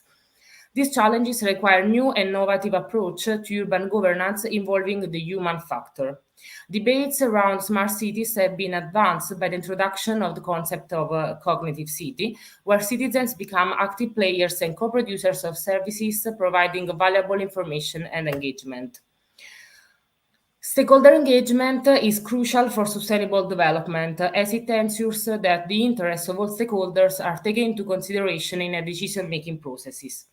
And artificial intelligence system could help defining sustainable strategies to tackle climate, ecological, social, and economic challenges. And integrating AI and stakeholder engagement requires understanding the roles of different stakeholders and ensuring transparency, accountability, and trust in AI systems. The aim of the research is to examine the relationship between AI, stakeholder engagement, and smart cities. Starting from the research question, it will be employed a bibliographic exploration using the Scopus online database and the VOS viewer tool to identify related articles and to illustrate the bibliometric networks. The research used the Scopus database to collect scientific publication related to the role of stakeholder engagement in processes involving artificial intelligence. And the initial search used keywords such as AI, participatory planning, participation, stakeholder engagement, and scenario planning, resulting in a total of 3,187 documents. The search was further refined to include the papers related to social and urban science, resulting in 1,150 papers. And in fact, the slide shows the VOS viewer network visualization of the network data map based on these documents. By including the keyword city, the database was narrowed down to 242 papers. The 242 papers were exported in a CSV format, including information such as citations, authors, sources, countries, titles, abstract, and keywords. And this data was used to generate and analyze bibliometrics maps using the VOS Viewer software. The maps visualize the network data, highlighting elements such as publication, researchers, terms, along with their connection and clusters. The analysis identified 4 main clusters in the distribution of terms frequently found in the articles, related to data, education and learning, industry, and management and decision. The slides show the VOS Viewer network visualization of the network data maps overlay based on 242 documents. The network data analysis also showed that the majority of publication came from the United States and China. Further analysis focused on the most pertinent articles, resulting in the sample of 62 papers for the examination. A graph was generated to illustrate the trend of publication over the year. This graph shows the increasing interest in the research topics, especially in 2017-2022. Finally, the selected articles were classified into 10 main clusters. The first cluster is sustainability in terms of sustainable city growth. This cluster highlights the potential of AI technologies in promoting sustainable city growth and equal citizen participation. Various studies discuss how AI can optimize resource allocation, use open government data for value generation, promote social inclusion, and enhance pollution management in smart cities. These approaches emphasize the importance of involving multiple stakeholders to achieve successful outcomes. The second cluster is emergency in terms of strategies to deal with extreme events. Researchers have explored the use of deep learning and urban sensing technologies to model complex systems and enhance resilience. Game simulation approach have been developed to engage citizens and collaborate with the city during emergency responses. Smartphone-based monitoring techniques such as crowd sensing have been identified as effective means for post-events data collection and assessment. Design, including the architectural and urban scale design. In this case, design can benefit from the integration of novel information technologies and AI to promote citizen participation and empowerment. Researchers have proposed the use of crowdsourcing and AI technologies to automate design interaction and involve citizens in the architectural design process. Systems like Urban GAN have been developed to provide technical support for design environment, allowing users with limited design knowledge to create their own design. Datafication, in ethical and citizen emancipatory terms. Datafication in the context of smart cities raises ethical and citizen emancipatory concerns. Researchers have highlighted some relevant issues, such as the role of data in various dimensions of smart cities, the expectation of citizen participation in smart city context, the concept of algorithmic colonization, and its implication for public opinion. Learning in the context of smart city is explored as an algorithmic and collective process. Federated learning is proposed as an approach to smart city sensing aimed to address security and privacy concerns associated with data collection. The potential of collective learning is evaluated for the development of ethical and socially responsible participatory sharing economies using the Internet of Things and serious gaming technique. Heritage, particularly. Sabrina, sorry if I interrupt you. I could ask you to go through the conclusion of the presentation. Sorry. Okay, don't worry. Okay, the other cluster are heritage, decision-making process, art, urban planning, and the last one is tourism. These are our discussion and conclusion. The research aims to create a framework integrating literature reviews and bibliometric maps through the use of Voice Viewer and the Scopus database to explore the role of citizen participation in urban decision-making processing using AI tools, particularly in the context of smart cities. And also the study intends to investigate the opportunity for using AI in smart city context, encouraging citizen participation, and also the stakeholder engagement approach. It's very important in decision-making process, especially with the idea to hide the degree of satisfaction and to create positive impacts on urban decision-making outcomes. And the last point is about the tools used in this stakeholder engagement, smart city and AI, such as augmented reality, data visualization, digital twins, and evolutionary games. That's all. Thank you for your attention. Thank you very much for your presentation. We are sorry, but we are a bit late because there is another section now. So I want just to thank you all for participating in this first session of NITA. We have other section in the now at 11 o'clock and also in the afternoon at 50. So you can enjoy the other section on this our section. In the next step of the morning. Thank you very much all for your participation. Thank you. Bye. Thank you very much. Okay, we have a 5-minute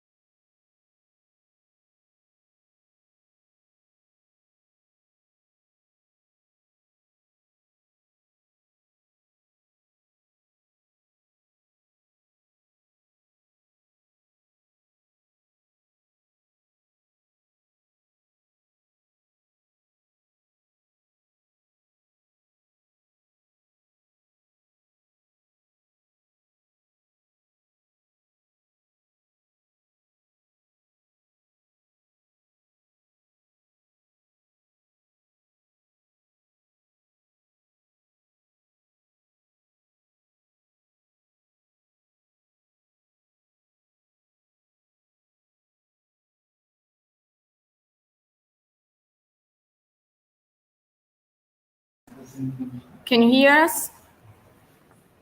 Hi. Yeah. Yuri, Okay. hi. This is Vladimir. So apparently you will be the first one. Are you ready? Because we have some delays. Or Anna is here. Would you like to start as you're in time, or you need some time to? Yes. Okay. Yeah. Later. Sure. Yuri, if you are ready. Yes, I can start. And you can start. You will be the first one today. No, I don't. I just don't want nothing. Thank you. I'm fine. Maybe later. No. Oh, okay. Thank you. You need something from me? No, no. Thank you. So you may sit here because you are the chair. Okay. But you will be here. I'm here. Okay. All right. Yes, please. Yes, if you cannot hear me, you can see my screen. Yes. So this is the only speaker that we have in the laptop, right? Yes. So if And that's the top volume here. Yeah. Maybe that's fine. Just try to speak louder, please, because we only have the laptop speaker and the room is pretty large. Okay. Very good. So, good day, dear colleagues. My name is Yuri Matyushin, and I would like to present our work on the topic of continuous authentication methods for zero trust cybersecurity architecture. In this presentation, I would like to answer the following questions. So what do we mean by zero trust security, by authentication, by continuous authentication? What kinds of different continuous authentication methods are there? Which ones are the most common? How do we compare different authentication systems, and what are the comparison results? And finally, what are the future research directions in this area? So to begin with, I'd like to talk about what we mean by authentication. Briefly, it is a part of a larger system access pipeline. It means that in order to gain access to any kind of system, a user must go through 3 stages.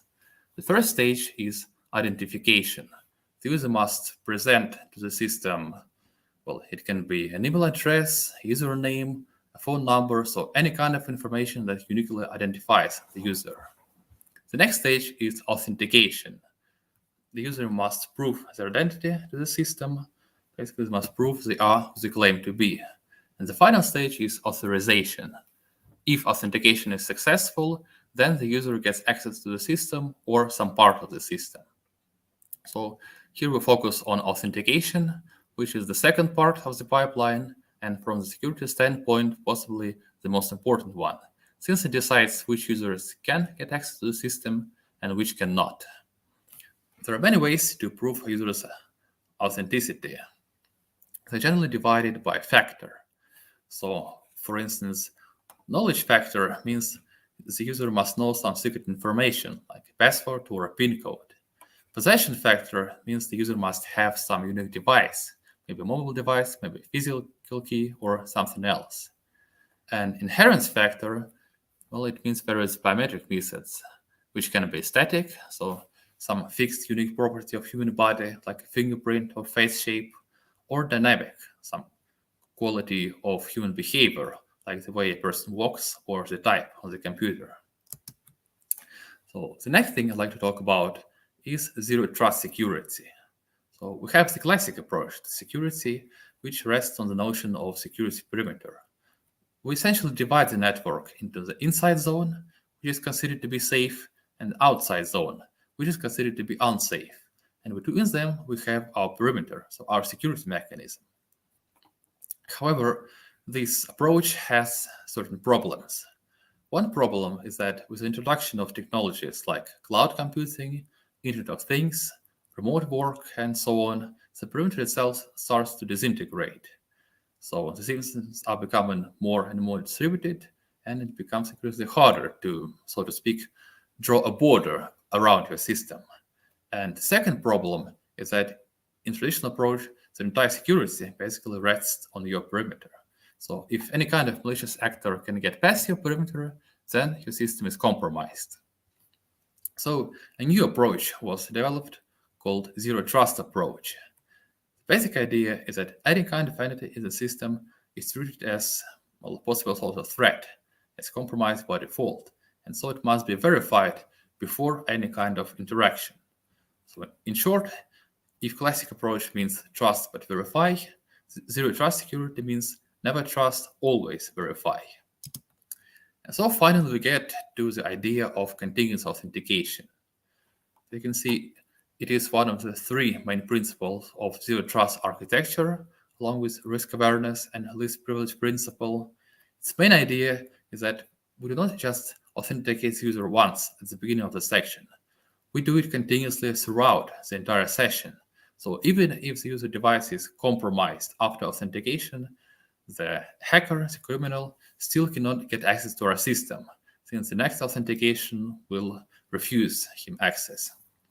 And as you can see, there are multiple types of continuous authentication in existence. Most are biometric methods, so either static or dynamic. But before I consider them in more detail, I would like to talk about how can we compare all those different diverse methods. We have identified several criteria which we believe to be the most important. First one is accuracy. It means false rejection rate, FRR, and false acceptance rate, FAR. It means that we must reject all illegitimate users and accept all legitimate users. The next one is user convenience. So whether the method interferes with the user's work experience. It is something that is often overlooked by security professionals, but for any kind of system deployed in the real world, it is absolutely essential. To give a simple example, we can implement CA which asks the user to input a password every 10 minutes, for example. But of course, you understand that in practice, no one would use such a system.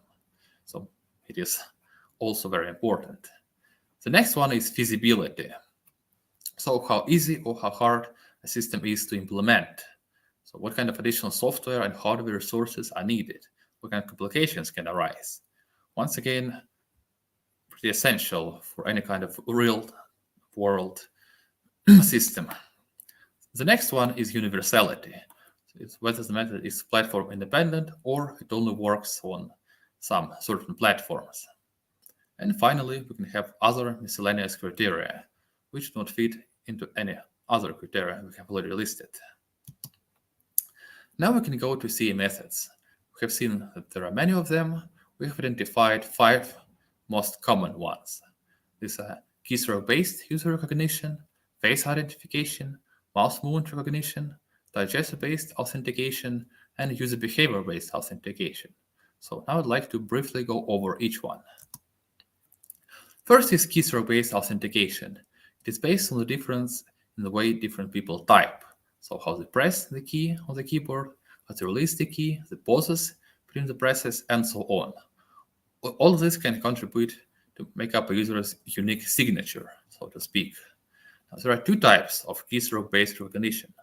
One is fixed text, the other is free text. So for fixed text, well, we have some certain text which is constant, which the user must input anytime, which is of course unacceptable for CA. So we must use free text recognition, which means the user can input any kind of text and can still be authenticated. For this, it is essential that we use machine learning methods. So for instance, in one of the approaches we've considered, we use a combination of CNN and RNN. And a bit obvious consideration, but we also need keyboard input for this method. So if our device does not have a keyboard, we cannot use this. The next one is face recognition. It is a type of static biometric authentication. The previous one was dynamic biometric authentication. It's based on the notion that each human face has some distinguished landmarks, which can be used to recognize a person. This is a very famous, very common method, so I will not go into much detail here. So I just like to highlight some possible complications. So we need obviously a camera to observe the human face. Furthermore, for CA, this observation must be continuous. So that means proper lighting, proper head position, and so on at all times. Also, this method in particular has raised some serious privacy concerns, both from the research articles and from governments all around the world. So this should also be taken into consideration. Next method is based on mouse movement. It's the way the user moves their mouse, the way they click the mouse buttons. It's newer and less common than, for instance, keystroke-based recognition, but it is also rather similar to it. So it also has 2 types. can be some fixed input, but the user must fulfill some fixed task, or general free input. The user can just work with the mouse and be authenticated. So of course, for CA, we need to use a second method. And once again, here we need to use machine learning algorithms, like for instance, binary random forest classifiers. And naturally, we need mouse input for this method. Next one is touch gesture based, another newer method, which is gaining importance with increasing popularity of touchscreen using devices. Here, its main characteristic is a swipe, one gesture on the touchscreen. Here you can see different types of gestures. So here we determine how strongly or weakly the user presses, how wide has the swipes, and so on, make up a user's unique characteristics. So once again, we can have fixed input and free input. And once again, for free input, we may need to use neural networks. Some methods in this class can also be hybrid. So we use touchscreen and use some other unique characteristics of mobile device, like for instance, gyroscopic data. And of course, here we need touchscreen input on a device. And finally, we have user behavior-based methods. So unlike all other methods we have mentioned, which are either static or dynamic biometric methods, this one does not have to be based on biometrics. Instead, we analyze the user's actions, the user's behavior. So for instance, when they log in into the system, how many requests they send, and so on. So the system determines whether the user's actions are ordinary or outside the ordinary. And if they are very unusual, then an alarm is raised. But of course, there can be legitimate reasons why the user actions are outside of the ordinary. So this is usually combined with some other CA methods, like gesture-based recognition, mouse movement-based recognition, so methods we have already considered. Now that we have provided a brief overview of these methods, we can go to their comparison. So here we compare the accuracy, once again based on FAR, false acceptance rate, and FRR, false rejection rate. We can see that keystroke-based methods and user behavior-based methods perform the best. And now, as for overall comparison of the methods, well, accuracy we have already considered. As for convenience, many of these methods are only convenient if they are free input, if the user can work uninterrupted and can still be authenticated. So as long as this condition holds, this method can be considered convenient. Face recognition faces some issues of its own. So as we said, it constant observation of the user with lighting, head positions, and so on. And next, user behavior-based recognition, it relies on the notion that the user behavior will be stable in all sessions. As for feasibility, outside of face recognition, which needs a camera for each device, none of the methods actually need some additional hardware. But since they rely on machine learning, they need some storage and computational resources to train a neural network and to have a database of patterns for each user. As for universality, we have seen that most of these methods are not actually universal and they are platform dependent. They need some specific input type. Face recognition could be platform dependent, but once again, it needs a camera for each device. And user behavior-based methods might or might not be platform dependent, depending on specific implementations. As we have seen, they are mostly hybrid. As for other concerns, well, all of these methods are biometric or can be biometric, so they raise some privacy concerns. We believe that for face recognition, in particular, this is an especially important challenge. And now we come to our conclusions. We've considered continuous authentication methods, the most common ones, they compare to one another. We have seen that they are not, in fact, universal, and face recognition, while it can be universal, it also has several issues of its own. But we've also seen that it's possible to combine several CA methods to have a hybrid method, and that to all present CA methods, machine learning is essential to provide accuracy and user convenience. So based on this, we see the following future directions. Further development of dynamic biometric methods, since we have seen that most CA methods are of this class. Discovering best machine learning approaches for the task of CA for the same reason. Addressing user privacy concerns, especially in the case of face recognition, and considering hybrid CA methods, since we believe them to be very promising, since they can provides benefits of several CMSs at once. This concludes my presentation. Thank you for your attention. Thank you, Yuri. Other questions in the audience, please? I have a question. So you mentioned several criteria of comparison, and there is one important thing that I think also is important to discuss in the distributed environment. So how are these methods scalable? So can they work in the environment with many users, many devices? So can you say anything about this aspect of continuous authentication? Yes. Well, it is also an important aspect, which I believe can fall under feasibility. So the authors of several articles actually discuss scalability. So, for instance, they believe that free input recognition is not only the more convenient one, that it can also scale better. Since, well, we can have a unique pattern database for each user. We do not have to, well, make it a centralized system. But of course, I think it merits some further investigation for each of these methods. Yeah, because it seems in some methods you collect quite a lot of data about each user, and if you have many users and many places in the system where they can authenticate, it involves large amount of information that should be passed between different environments. So I think it will need some further investigation, these aspects of scalability. Yes, of course. Okay, thank you. Other questions from the audience? No questions, apparently. Thank you again, Yuri. Thank you. And we will continue with the next presentation by Anna Golovkina. I need to enter the slides.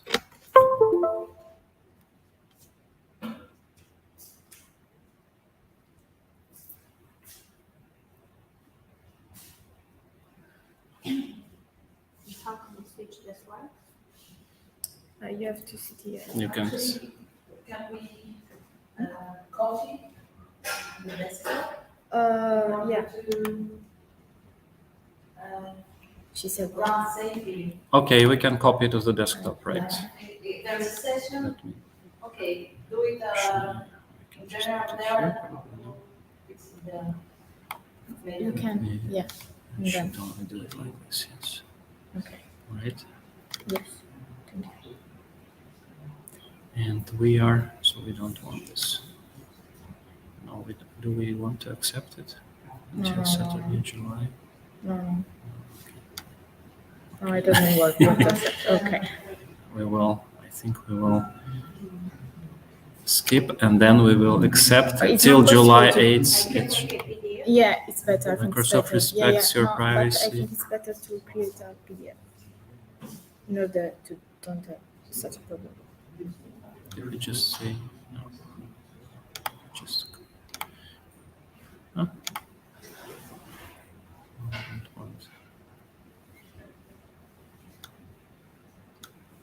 Okay. It should work. If you put activate now. Okay, now it works. Yes. No, we don't want. But if we just use it like this. Yes, but I have to share the screen first.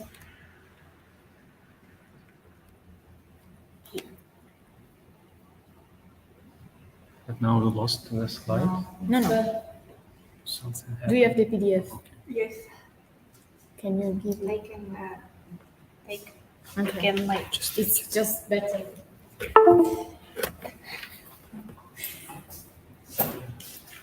Brand new laptop.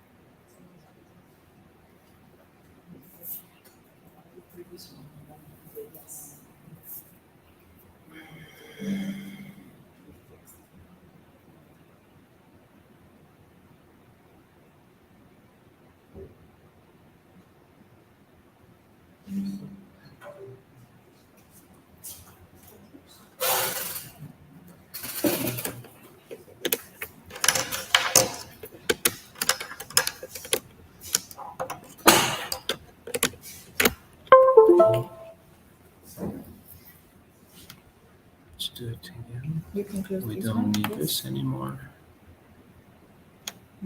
Okay. It should be this one. And then first I'll show the screen in order to online people to see. Anna, would you like to sit here and manage your presentation? Or you prefer? Or you can just stand there and you will tell me next slide, or oh, there is a controller. Okay. It works.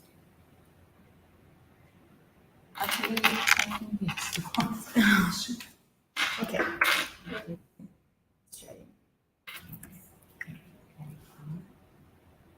No, this is like I think that's the beamer, not this one. No, it doesn't work. So the options are you just sit here. Yes. You sit here. And let's check that we have our voice shared. Yes. It is shared. Yeah? Yes. Okay.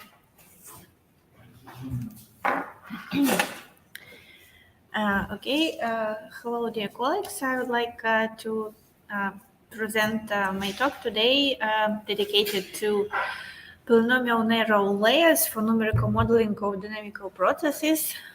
The major motivation of this research is to provide a library for solving forward and inverse problem for dynamical systems that are often used for scientific computations as a model of the system that you're trying to build or trying to learn from the data that you have.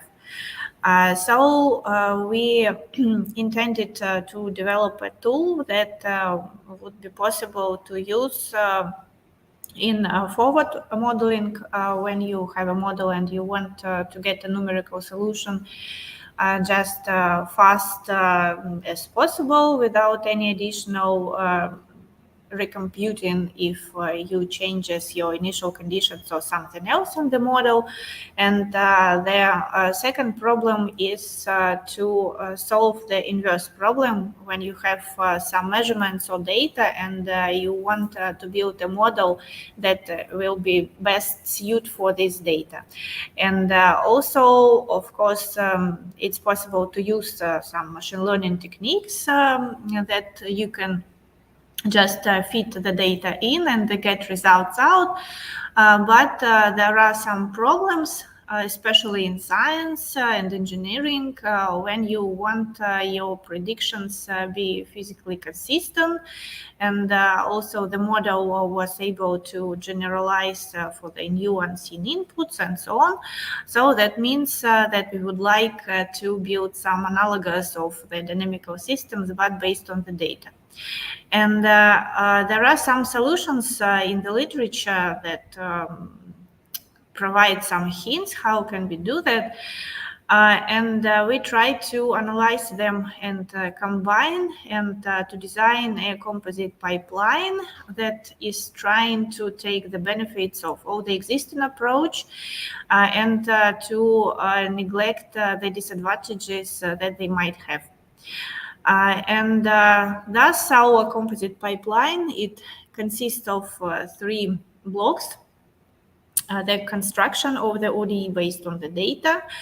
Then sometimes it can be not convenient to use ODE as the prediction model.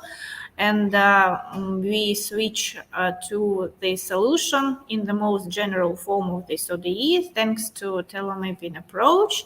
And after that, this solution can be easily translated to the neural network basis. And after that, we can freely use it and build in some existing neural networks and use some learning approach to tune the weights even more. Further, I would like to briefly describe each of these blocks that now implemented as the block in our library, but I think I miss to put the reference to the library that we developed, but you can find it in the paper, corresponding paper. So the first one is the ODE reconstruction. Here is everything quite simple and traditional, and it follows the major approaches that trying to do the same thing, but with some additional improvements that makes this more robust to some spread data, and when the data points follow with large time intervals. It's data regularization that intend to use some approximation with splines or some other trigonometrical polynomials, for example, and they use this approximation for generation additional data points that further used to approximate the right-hand side of this unknown equation and find these coefficients P.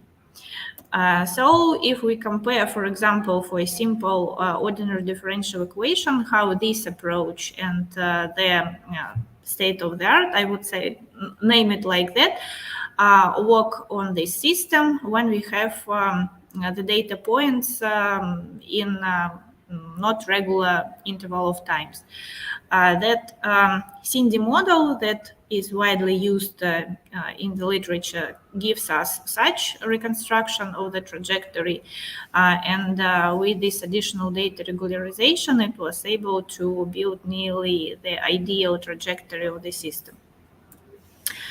Then we, at the second block of our library, we built a tailor map representation of this original ODE that we reconstructed. And here is the main difficulty is to find these matrices that represent the dynamical behavior of the system with all possible initial values and so on. So we don't need to recompute these matrices when something changes in our system.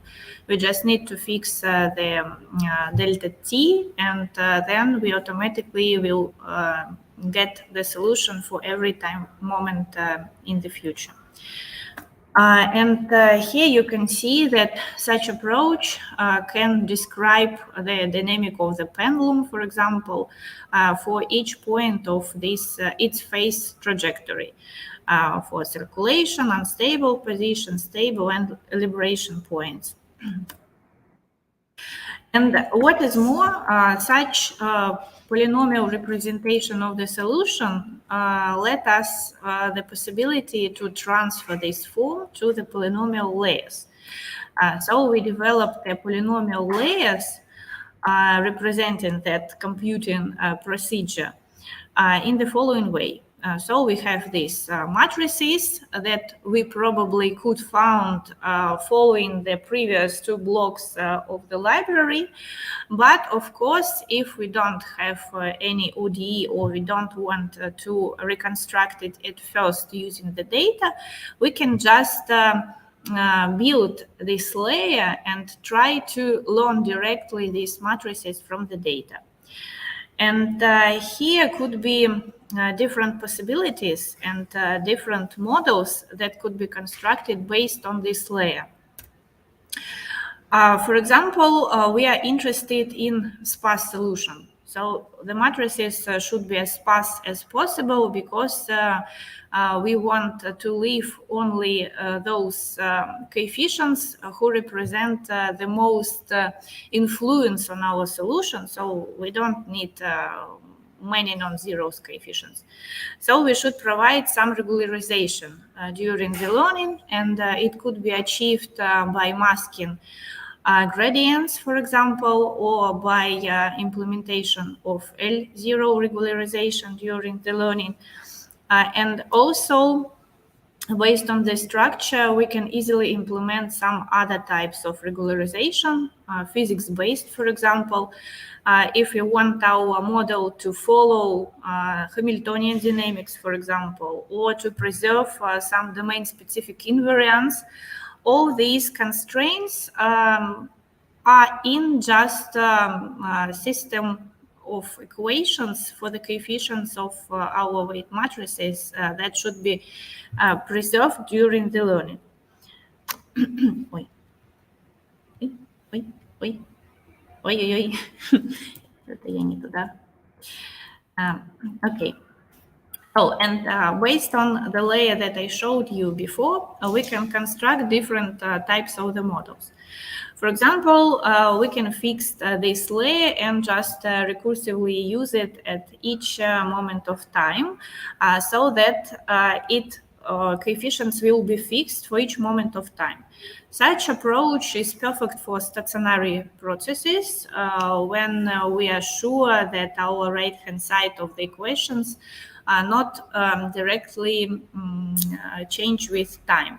It depends only on the phase variables.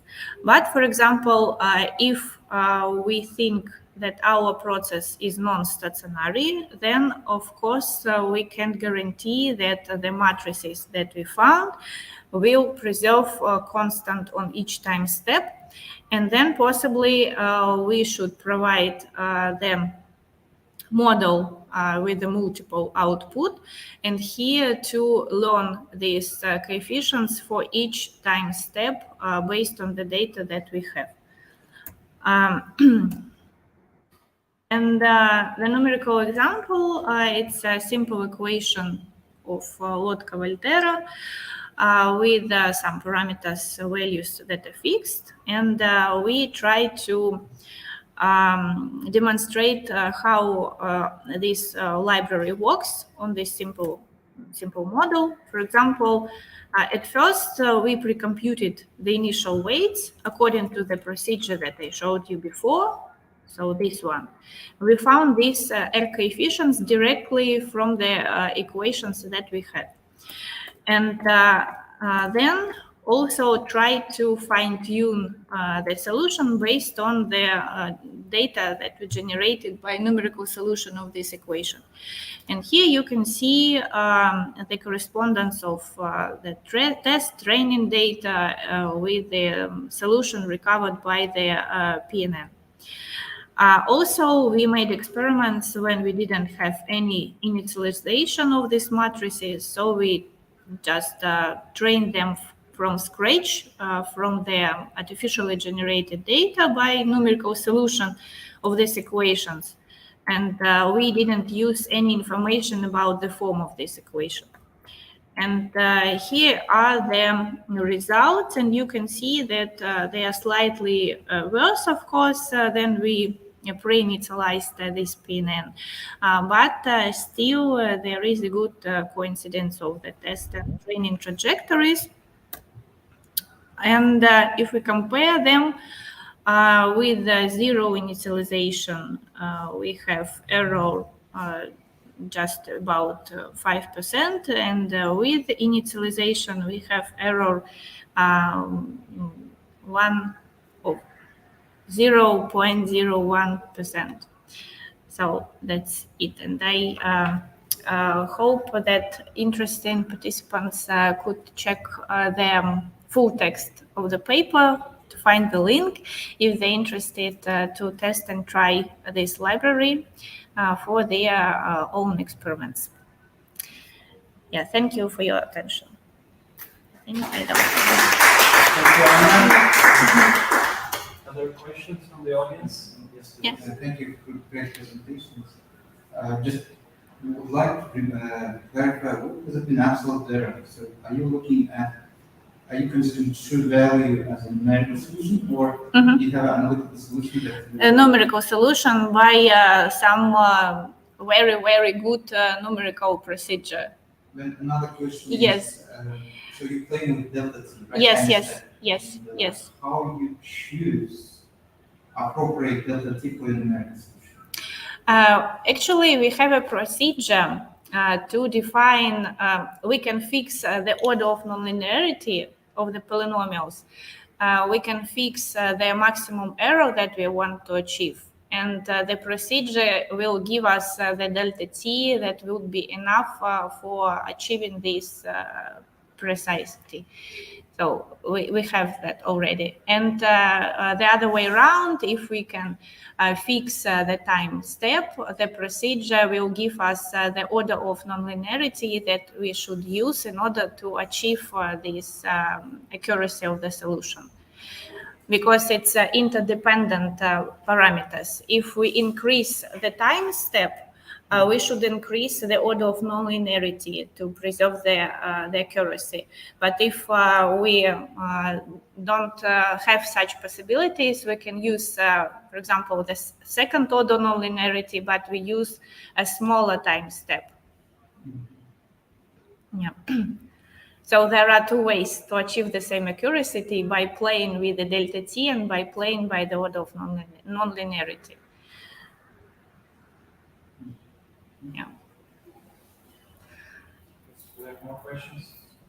Have you thought about applying for maybe epidemiological models? Yeah, actually, it's a perfectly fit to this, and we tried, I think, to use this model for such problem, because it has ODE, well-known ODE, yes, and we can use it to try to analyze the epidemiological situation and also feed some real data that we have.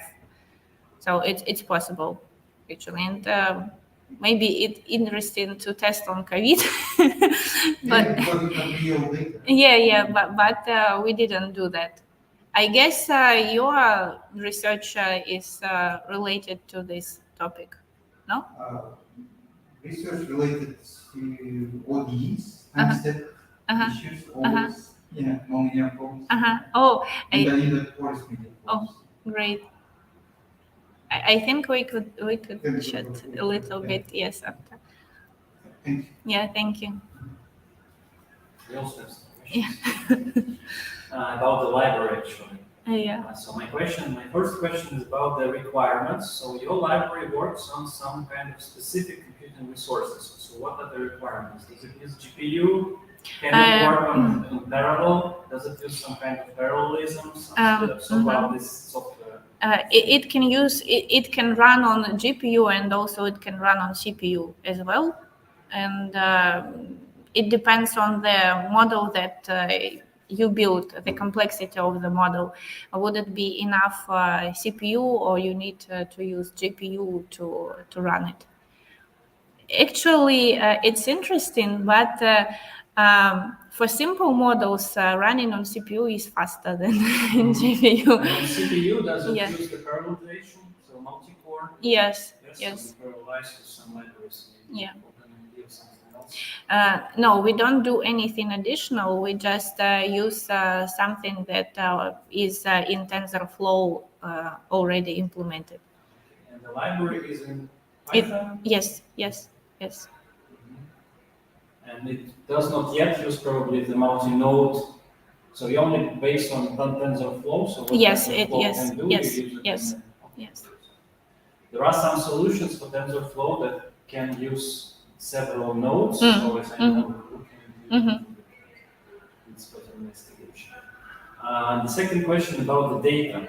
So when you feed your library with the data, so what kind of data it is, how much data you need, and I know a bit about your research on small data, so maybe you can say something about it. So can we use reduced data sets? Yes, we actually don't need large data sets for training that model. It can work for the small data sets as well, especially if you pre-initialize the weights according to the procedures that I described, not to learn from scratch. Yes, but anyway, you will have a result for quite medium size of the data set. And it's just a time series that we use for training. So you have some features that are distributed in time with the equal time step. If you don't have equal time step, that you should use the previous blocks of the library to regularize the data set to be the same.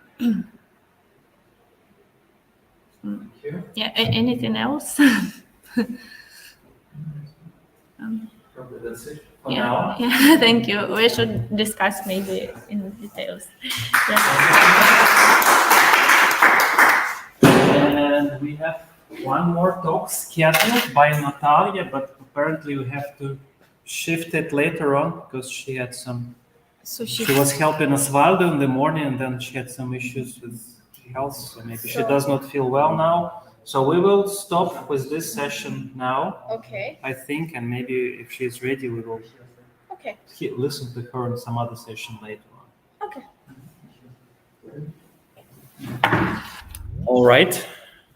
Oh, we just have some more No, I just participants. have to talk with Caragarao, one of the organizers. Okay. Because this Professor Natalia has to speak in the third section of the... We will discuss with her and with Osvaldo then. Okay. Because, okay. I will arrange that. Okay. Don't worry. Okay. So. Okay. So thank you, online participants. I think we are done for now with the session. Yeah, and I just have to do some.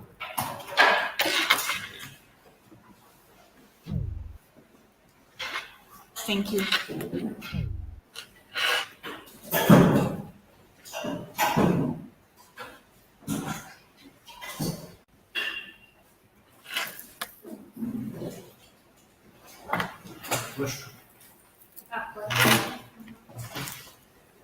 We're gonna have a set of speakers at 3:30 in order to enrich the. But I don't know. Okay. No, I. So we leave that now.